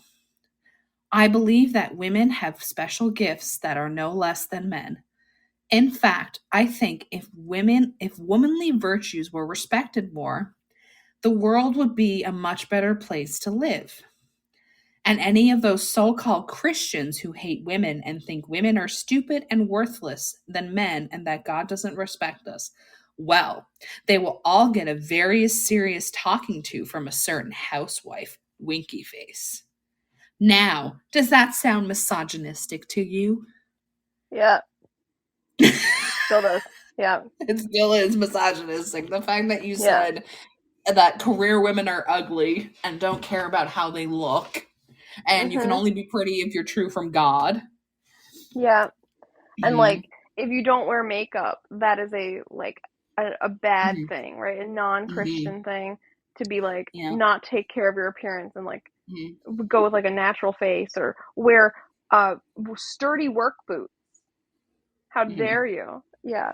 How can I hate women? I am woman. How can you tell? I can't hate myself. Okay.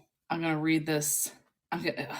Okay, this is about Snape, and you said Goth Snape is doing things for you. Yeah. Just wait. Welcome to Hogwarts School of Prayers and Miracles, greeted the older but still handsome in a dignified, rugged way. Ooh, dignified and rugged goth Snape? Yes, Mm-hmm. please. Tell me a So bedtime story. he asked them how they all chose.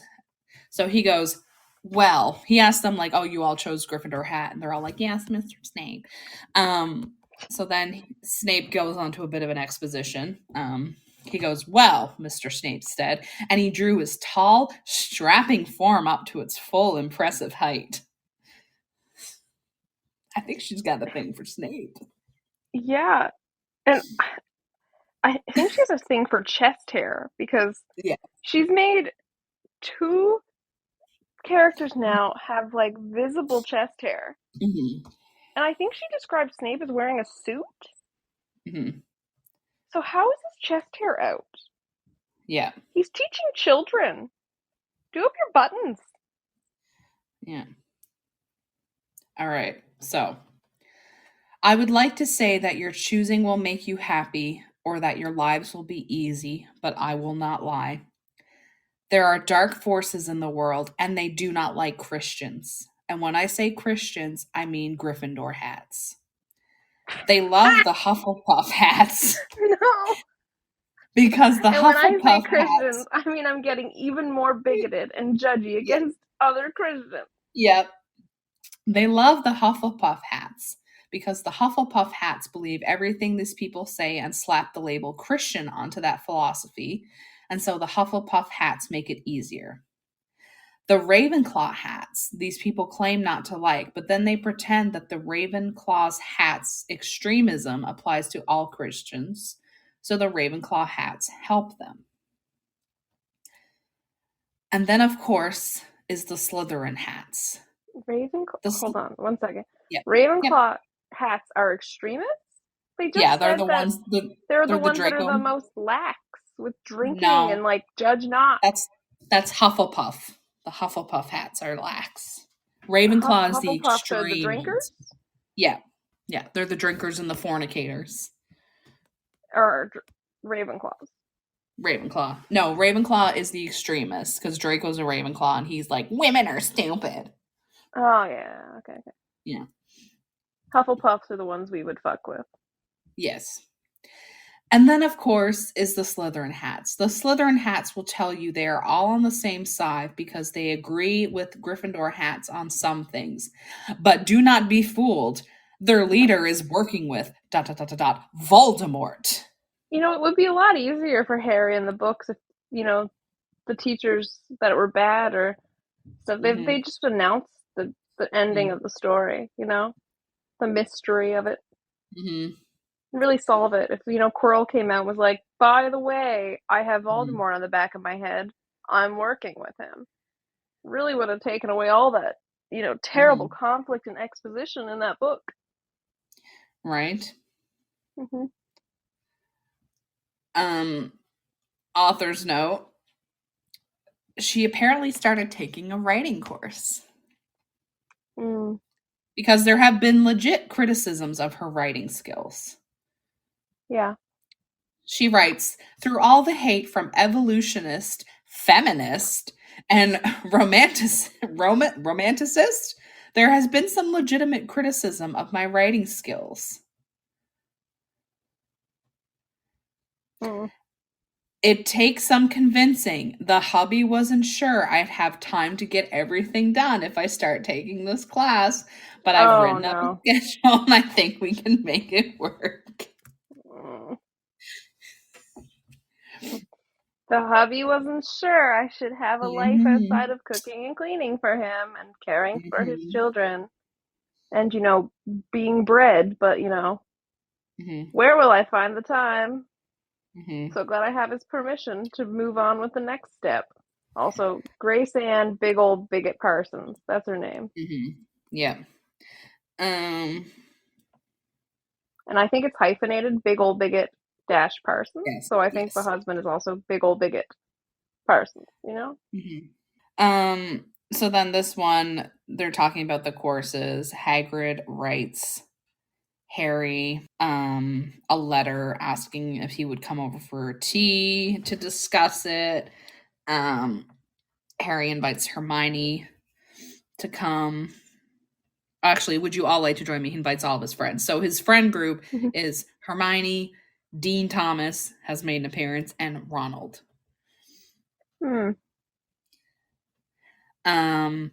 So they all decide to go to see Hagrid. Nothing interesting happened in that chapter, honestly. So we're gonna skip ahead. Yes, okay. Author's note. Hello, friends.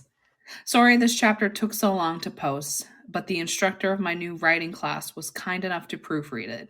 I didn't take all of his suggestions, but I liked most of them, and I hope the wait was worth it. Oh, another thing. A few good-intentioned but misguided readers have expressed concern is in quotes, about my asking my husband's permission to take a class. Friends, it is not long ago that I would have thought the same thing. Culture told me that wifely submission was demeaning, and I believed it. All I Until will my say whole is husband this. told me different. All I will say is this. Read Created to Be His Helpmeet by Debbie Pearl. Life and marriage changer. Oh my god. It's like, I thought being submissive and, like completely having to obey a man was demeaning. But then the man told me it wasn't. So it's fine. I totally don't believe it anymore. It totally solved the problem. Yep. So they go to Hogwarts. They go to The Hagrid's. Stockholm syndrome. Yeah. Brainwash. Brainwash, yeah. They go to Hagrid's. But she had to probably wash her own brain because that's a woman's chore. Yeah. Created to be his Okay, little. that was a great joke. I don't know why you're not cackling right now. That's amazing. Sorry. I'm fantastic. Good joke. Okay. So they go to Hagrid's. To that joke. There's so many layers, like onions and ogres. And Shrek. So they go to Hagrid's baking cookies. There's a newspaper, and the headline is Voldemort spotted at Hogwarts? ? Would you look at that? Dean Thomas murmured observantly, picking up the paper and scanning it. As he read, he whispered the article's terrible words. Voldemort was spotted by several students yesterday at Hogwarts School of Prayer Miracles. This is the man who is trying to put a bill through Congress to stop Christians from practicing their beliefs. If passed, homeschooling will be illegal.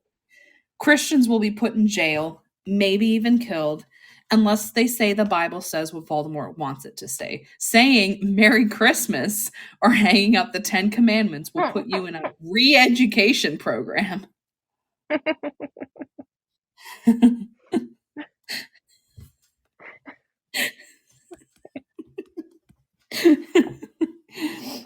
Oh god.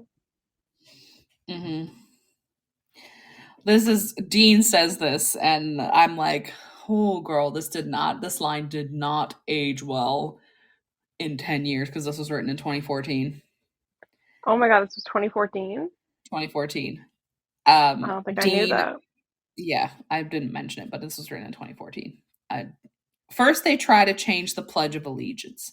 Now they don't want us to be Christians. Next, they'll be killing us all. It's a bad time to be a true Christian in America. I knew it was set in America. Because you're gonna turn into a witch if you go to the UK. Did you know that? I've been trying to get there for years. I just want to turn into a witch. Oh my god. This author's note, man. Oh no. All right, this is in chapter 11 called A Challenge. Another thing I have gotten many message about the Slytherins. People are saying that somehow that means I hate Catholics. Friends, I do not hate Catholics at all. All I want is for Catholics and everybody else to go to heaven and be happy with God. Do you know who truly hates Catholics? Do you know who truly hates Catholics? The so-called Catholic Church. Oh, yeah. Ironic, I'm isn't it? pretty sure there was self-flagellation at some point during that, in the Catholicism, like, doctrine, practice. Yeah, yeah. Hundreds and hundreds of years ago. So yes, I think the Catholics do often hate themselves. Ironic, But think about it. Why else would they lie to Catholics about salvation? And did you know their leader is a socialist? It seems like a certain someone doesn't know much about the Bible or the Constitution. And I really don't like when the Pope starts talking about Marxism. Like, I know. I hate that. Awful. Like, oh my God.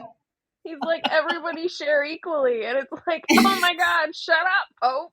Like, oh my God, shut up, Pope John Francis IV. I don't know what Pope Francis. No. Mm. I don't know. I'm a bad Catholic. And what about there only being one God and no others? So if any Catholics are reading this, that she's talking to you, Melanie, I'm asking you I'm this not in a love. Catholic. I was raised by them.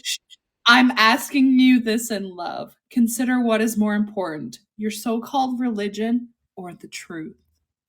Your so-called religion? Yeah. But she talked about the freedom of religion.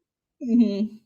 And the thing and how that was the most important thing ever. And then she's like, oh, I'm gonna shit all over your religion. It's not the right kind of Christian.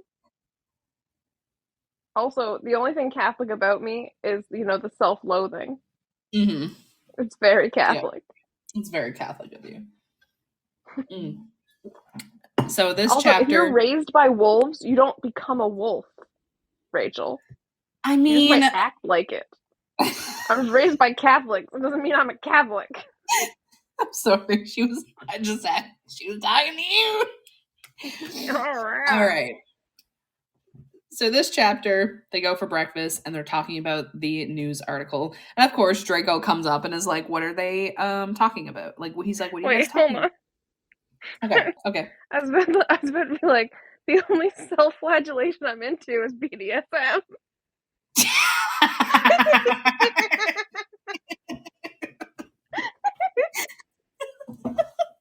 I mean, same. It's pretty good. I mean, same. So, all right. So yeah, they're talking about the article. Draco's behind them. Dracob. And yeah. And Harry's like, do you want to join us? This whole section is just so Harry's like, would you like to join us? Draco chortled pompously. I think not. You may be comfortable dining with women outside of your family, but I am not. I know that I am better than women. Why would I want to talk to one? Harry gritted his teeth. He had had enough of this. So-called feminist these days calling everything sexist. A man respecting his woman and providing for her and giving her the children and home that she truly deserves is called woman hating.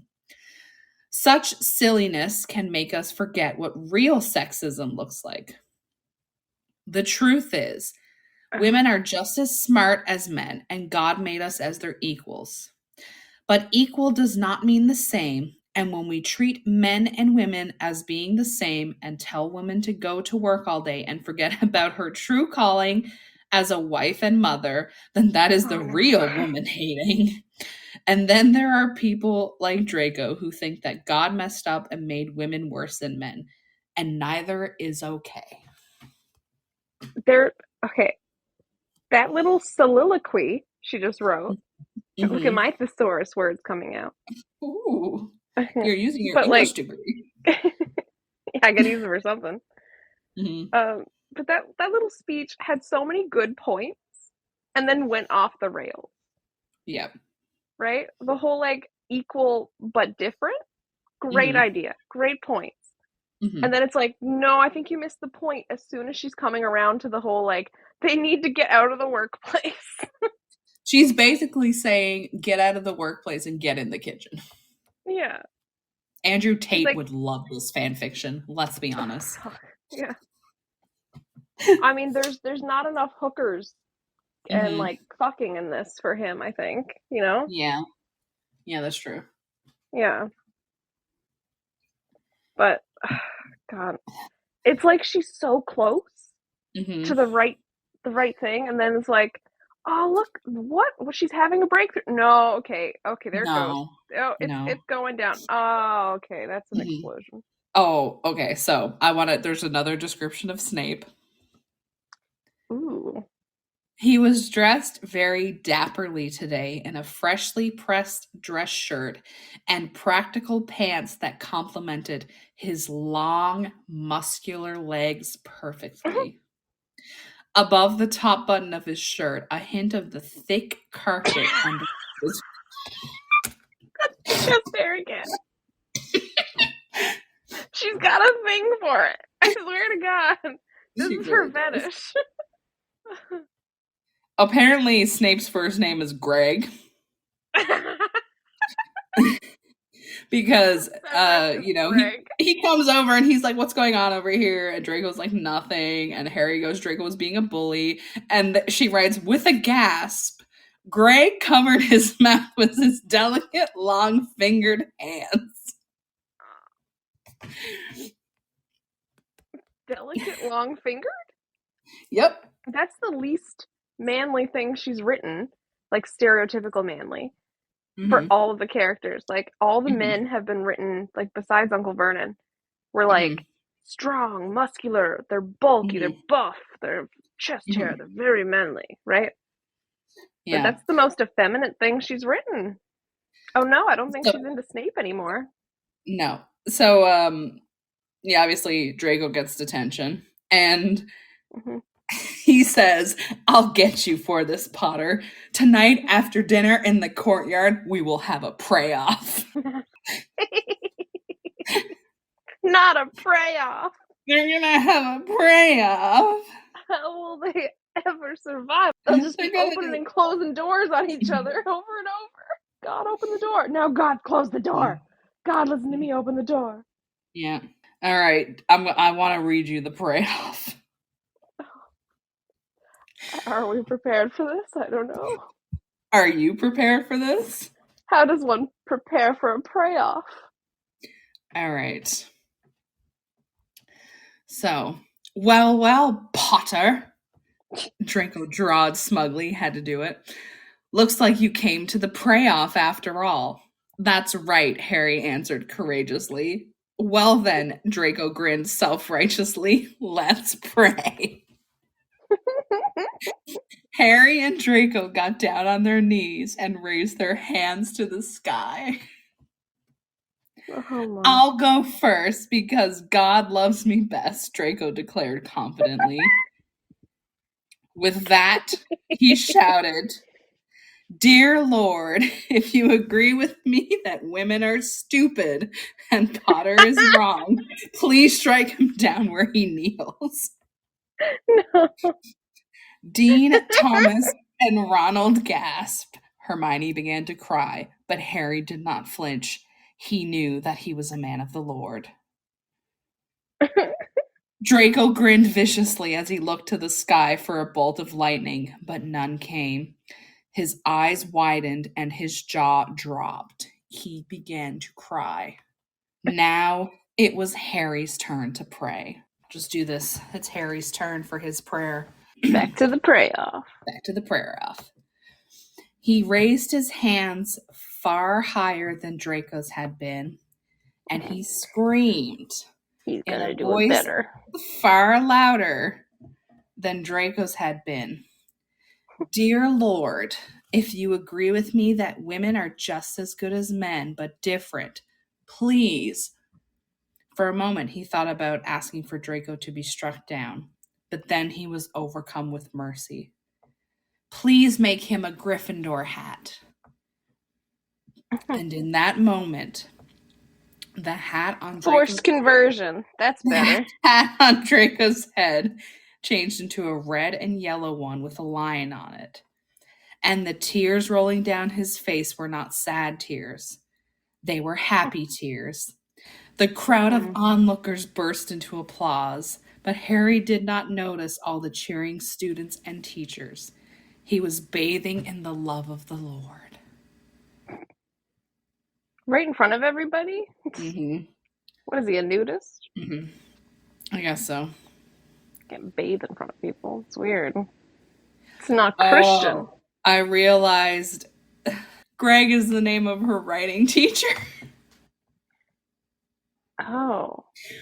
Because she puts, this is the author's note, hello, friends. Many of you notified me about the typo in the last chapter. Oops.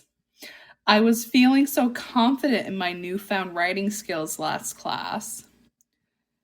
And I didn't need to ask the teacher to full proofread. And that, friends, is why this chapter is so late going up. I waited to post until Greg had a chance to look over it in detail. He says, I'm definitely improving, but he did still have some suggestions. Hope you all enjoy. So did she accidentally, like, put him into the story and, like, out herself as having, like, a thing for him? I mean, maybe that's why. Maybe Snape is actually Greg, and that's what Greg looks like. Yeah, like, maybe that's why he had, like, a change to his appearance. Maybe. Because he was super manly, and that was like, he has long, spindly, lovely fingers. Like, could get all the good, hard-to-reach places.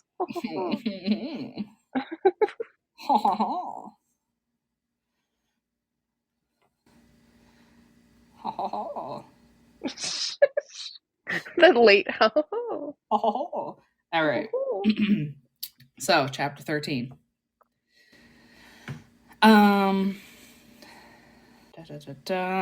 So basically, everybody's like, oh my god, how do we get to be as holy as you, Harry? Because, you know, you're the chosen one. All right. We have a description of Voldemort, because Voldemort Oh, okay. shows up in this chapter. I bet he's wearing something effeminate. Get ready. I'm not. All right. But before they could think too much about that, a car pulled into the parking lot. It did not look like a car a busy mommy or daddy would have. No, this was a small, so-called eco-friendly car. Oh, no. Taking care of the environment. So evil. No, not the environment. How dare we care for shit it? again. No. Harry, Dean Thomas, and Hermione looked at it suspiciously. They did not know who would come out of it, but they got the feeling it would not be someone good. This car stopped. The door opened. Who hurt this woman? I don't know. Her husband, for not sleeping with her, I guess. I don't know. The car stopped. The door opened. A man stepped out. He was tall and pale-skinned. He was a younger man, with only a thin layer of hair hidden underneath his shirt. We're back with the chest hair.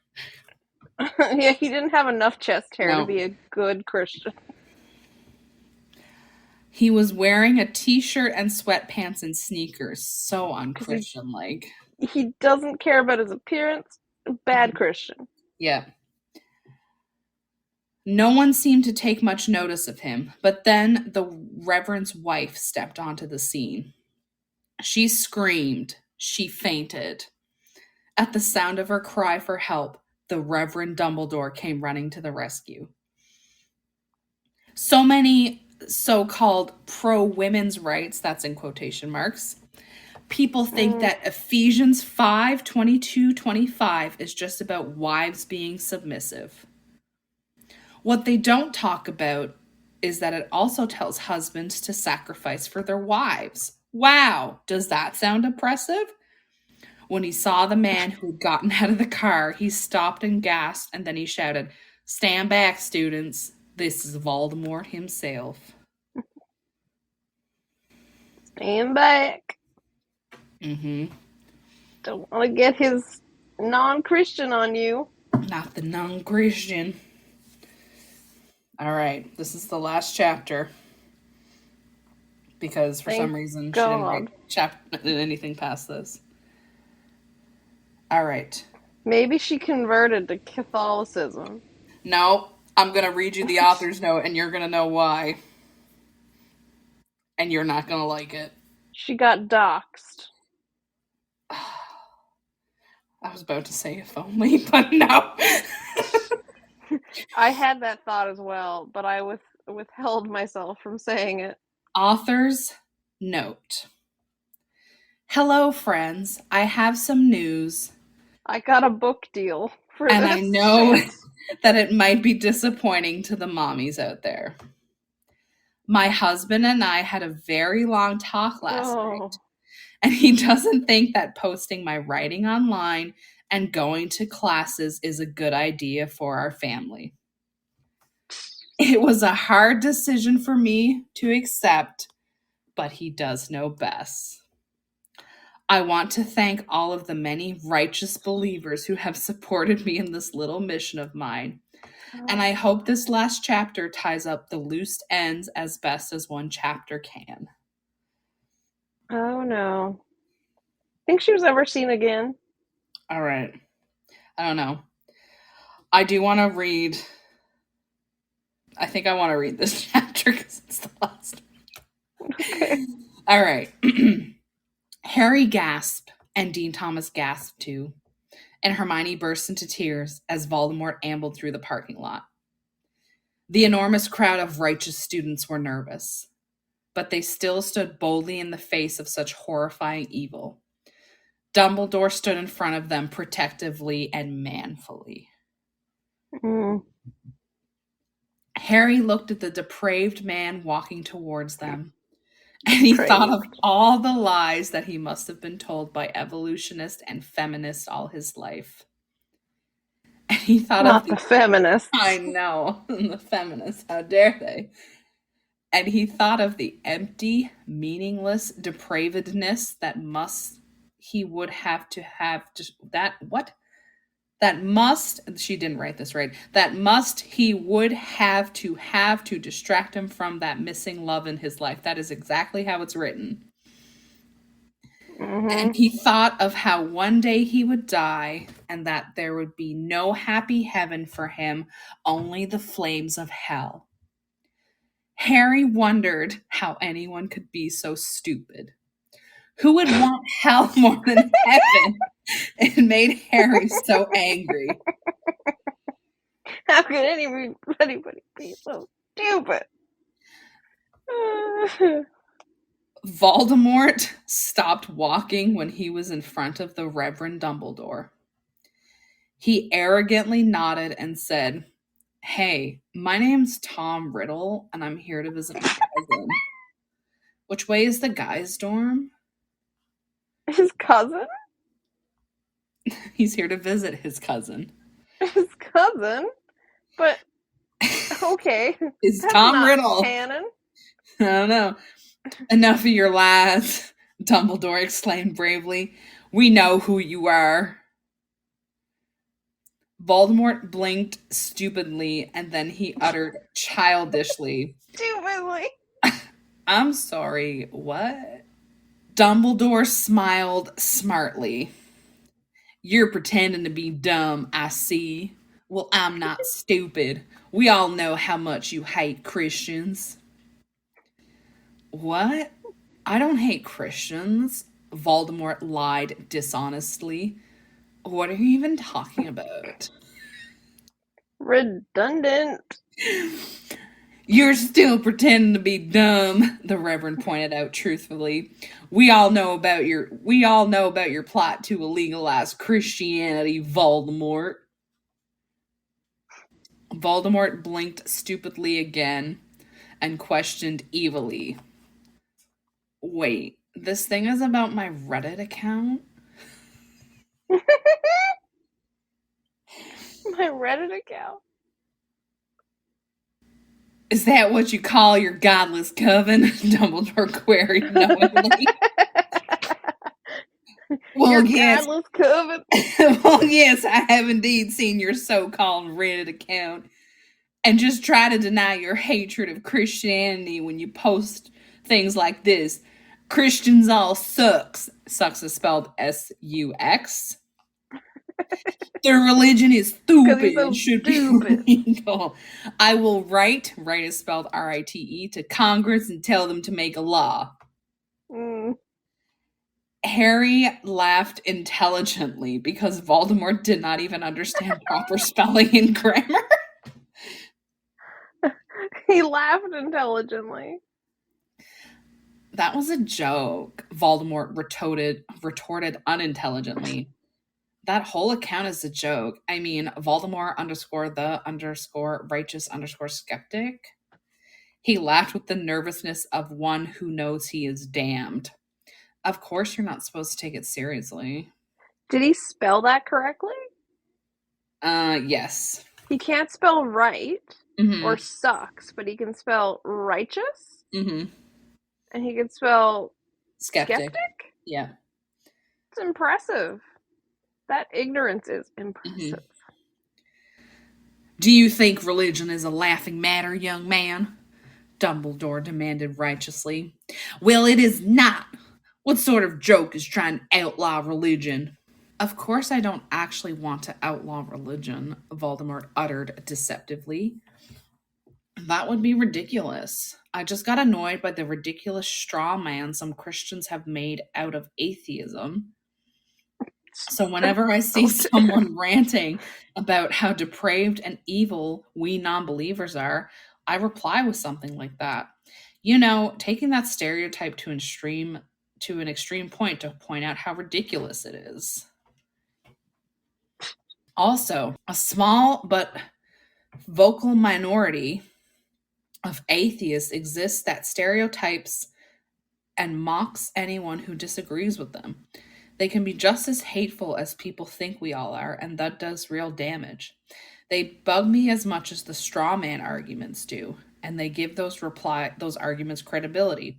So I do the same thing to them, replying with extreme version of what they said to highlight the absurdity of it. So you're making fun of atheism? Dumbledore interrogated shrewdly. No, I am an atheist. Voldemort explained sinfully. I'm just... No, I'm an atheist. I've just made a bunch of great points about, how atheism and, there's extremists and everything, but also don't forget the fact that I am an atheist. Yes. I am the problem according to this. Yeah.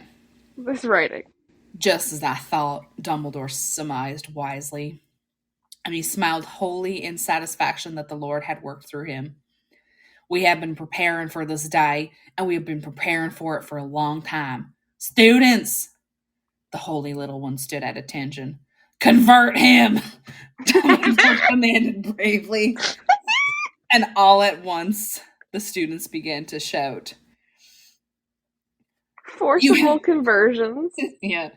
That's the holy way. That is the holy way. You must be converted. You have been tricked by the lies of society, Harry shrieked knowingly. You deserve to burn in hell. Come over here, Dean Thomas screeched articulately. Debate me on religion. I'm just so upset that you don't accept the Bible, Hermione sobbed femininely. The Bible is the best book ever. Why can't you respect that now? I'm a Gryffindor hat now, Draco yelled boldly with the inspiring zeal that so many newcomers to the faith have. Do you hate me now? I bet you do. Voldemort covered his ears with the discomfort that heathens often find themselves with when they are confronted with the truth. And he shouted loudly to drown out the word of the Lord. You've been preparing to do this? To scream at me? It is the work of the Lord. Dumbledore I've never exclaimed related to angrily. Voldemort more. Right? Aren't there better ways to spend your time than preaching to a bored idiot who makes fun of people on the internet? Voldemort questioned hedonistically. Your lord seemed to be pretty concerned about helping the people around him. Is that not his work anymore? How can we focus on helping people when there are people like you trying to destroy us? Dumbledore countered astutely. I told you before that Reddit account is a joke. Voldemort She whined. legit made Voldemort the voice of reason and said he's wrong and he's stupid. Mm-hmm. And then made him make all these good points. I know. And he's like, you know what? You're stupid because you are.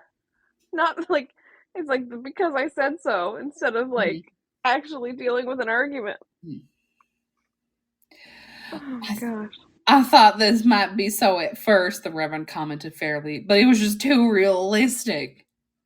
How was it realistic? Voldemort inquired uninformedly. It wasn't even subtle. I waxed poetic about the sexiness of neckbeards and said that Christopher Hitchens has superpowers. It was supposed to be funny. How could you take it seriously? Oh my god. Dumbledore scoffed, and he replied faithfully, like it or not, your little joke is what most atheists today's are like. Oh my god, if this gets switched, and it's like, actually she's been an atheist this whole time, that would be the biggest plot twist. Like, right? yeah. Like, M. Night Shyamalan level twist. Mm-hmm. I would all of a sudden have so much respect for this. So, my Reddit account solidified your conception of atheists as a bunch of anti-Christian bigots who are just angry at God. Voldemort solicited stupidly, and then he sighed. Okay, you know what? This has gone too far. I'm sure that most people can tell that I'm not being serious. But if I'm contributing to misinformation and stereotypes, I don't feel comfortable continuing this. Voldemort pulled out an iPhone out of his pocket and he began to type on it. After a few minutes, he showed the screen to Dumbledore. See, I just made a post. I am a troll. It is the last post I will make on that account. Are you happy? Dumbledore virtuously ignored the heretic and he turned to the little one standing behind his protection. Students of Hogwarts, this fool will not listen to reason. Let's save this heathen soul. No. All the little ones got down on their knees and they raised their hands to the sky and they screamed to the heavens in the voice of those who knew they were doing great work. Lord, please make Voldemort a Gryffindor hat. Voldemort sighed wickedly and he shook his head godlessly. Then he walked away depravedly. But even as the fornicating, drug-addicted evolutionist disappeared into the distance, the righteous little ones continued to pray. They knew that if they screamed loud enough, they would change the world. And Is that the end? that's the end. Oh my god. This woman wrote Voldemort as like completely sensible, made all these great points, and made her characters who should have been like the moral of the story type of thing, and the like the protagonists and the ones you should be relating to, the stupid ones. You can't just be like, he said stupidly, and then be like, yeah, that'll take all of the reasonableness out of his words. And then he did something like, and then Harry and Dumbledore like said something that was like ridiculous and not making any sense, and they're like, intelligently, that'll fix it. Good Lord. Pun intended. I know, right? I'm gonna go look at some comments just to see what people are saying.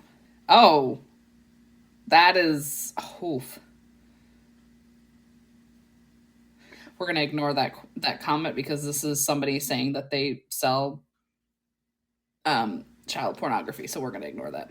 Ew. Yeah. Why the fuck are they writing that there? I don't know. fanfiction.net. Apparently where you go to solicit that type of shit now.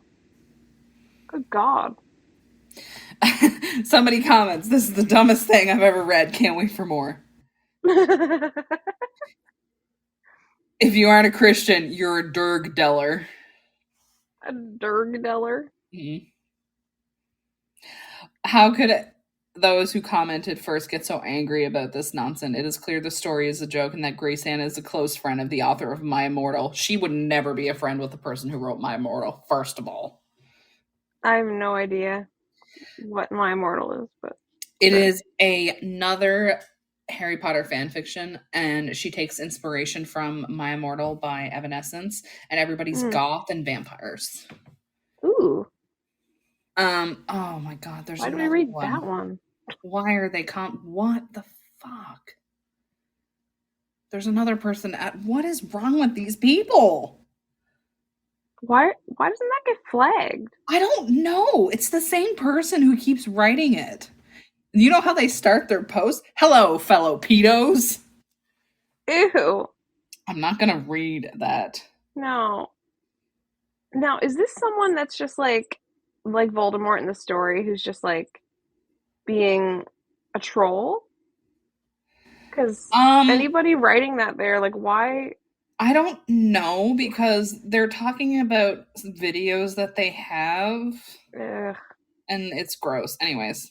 Yeah. Somebody got really mad and they wrote their comment in all caps. "Bitch, evolution is real. They left him with a babysitter because they needed to work to earn money for food. They just don't give money. They want to feed him. They just don't give money out of the blue." Yo, bro, this is fire shit because Harry gonna be a prostitute is one of the comments. He's gonna be a prostitute. Yeah. "You little idiot, Harry Potter's pretend it won't turn your kids into witches."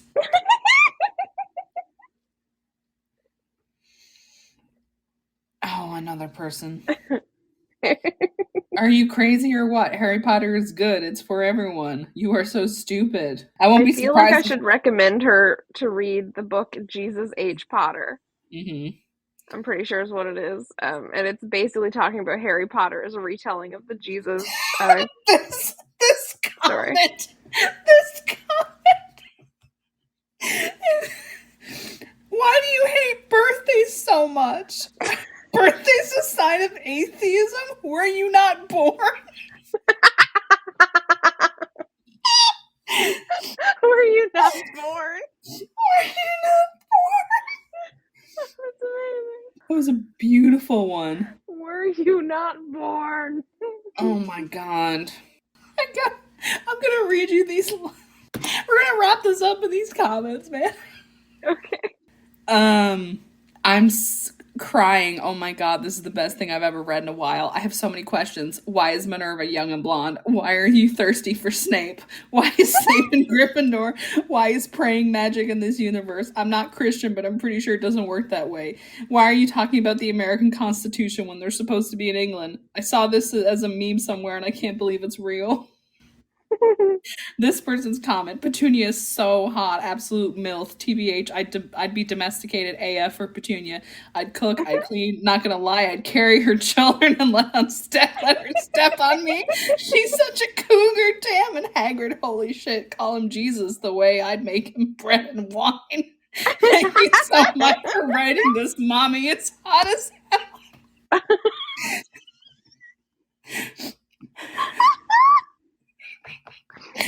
Do you think maybe it was the comments that made her husband say, "You can't do this anymore"? Oh. He's like, "I don't think I'm going to let you have an internet connection after this. The internet seems like a terrible place." Oh my God. This is hot as hell. Love it. She did make all the men really sexy. Were you not born? Were you not born? This is my favorite thing. That was my favorite one when you have against birthdays. I want to use that now. Like, I want to have an argument with someone and go, "Were you not born?" is the whole, he doesn't need Christianity. He has science and socialism and birthday. Birthday. Yeah. And he's like, I can't let this girl open a door. All So right. I'm not going to do it myself. I'll just ask God. We should wrap this up, but I do want to continue to read you some more comments after this.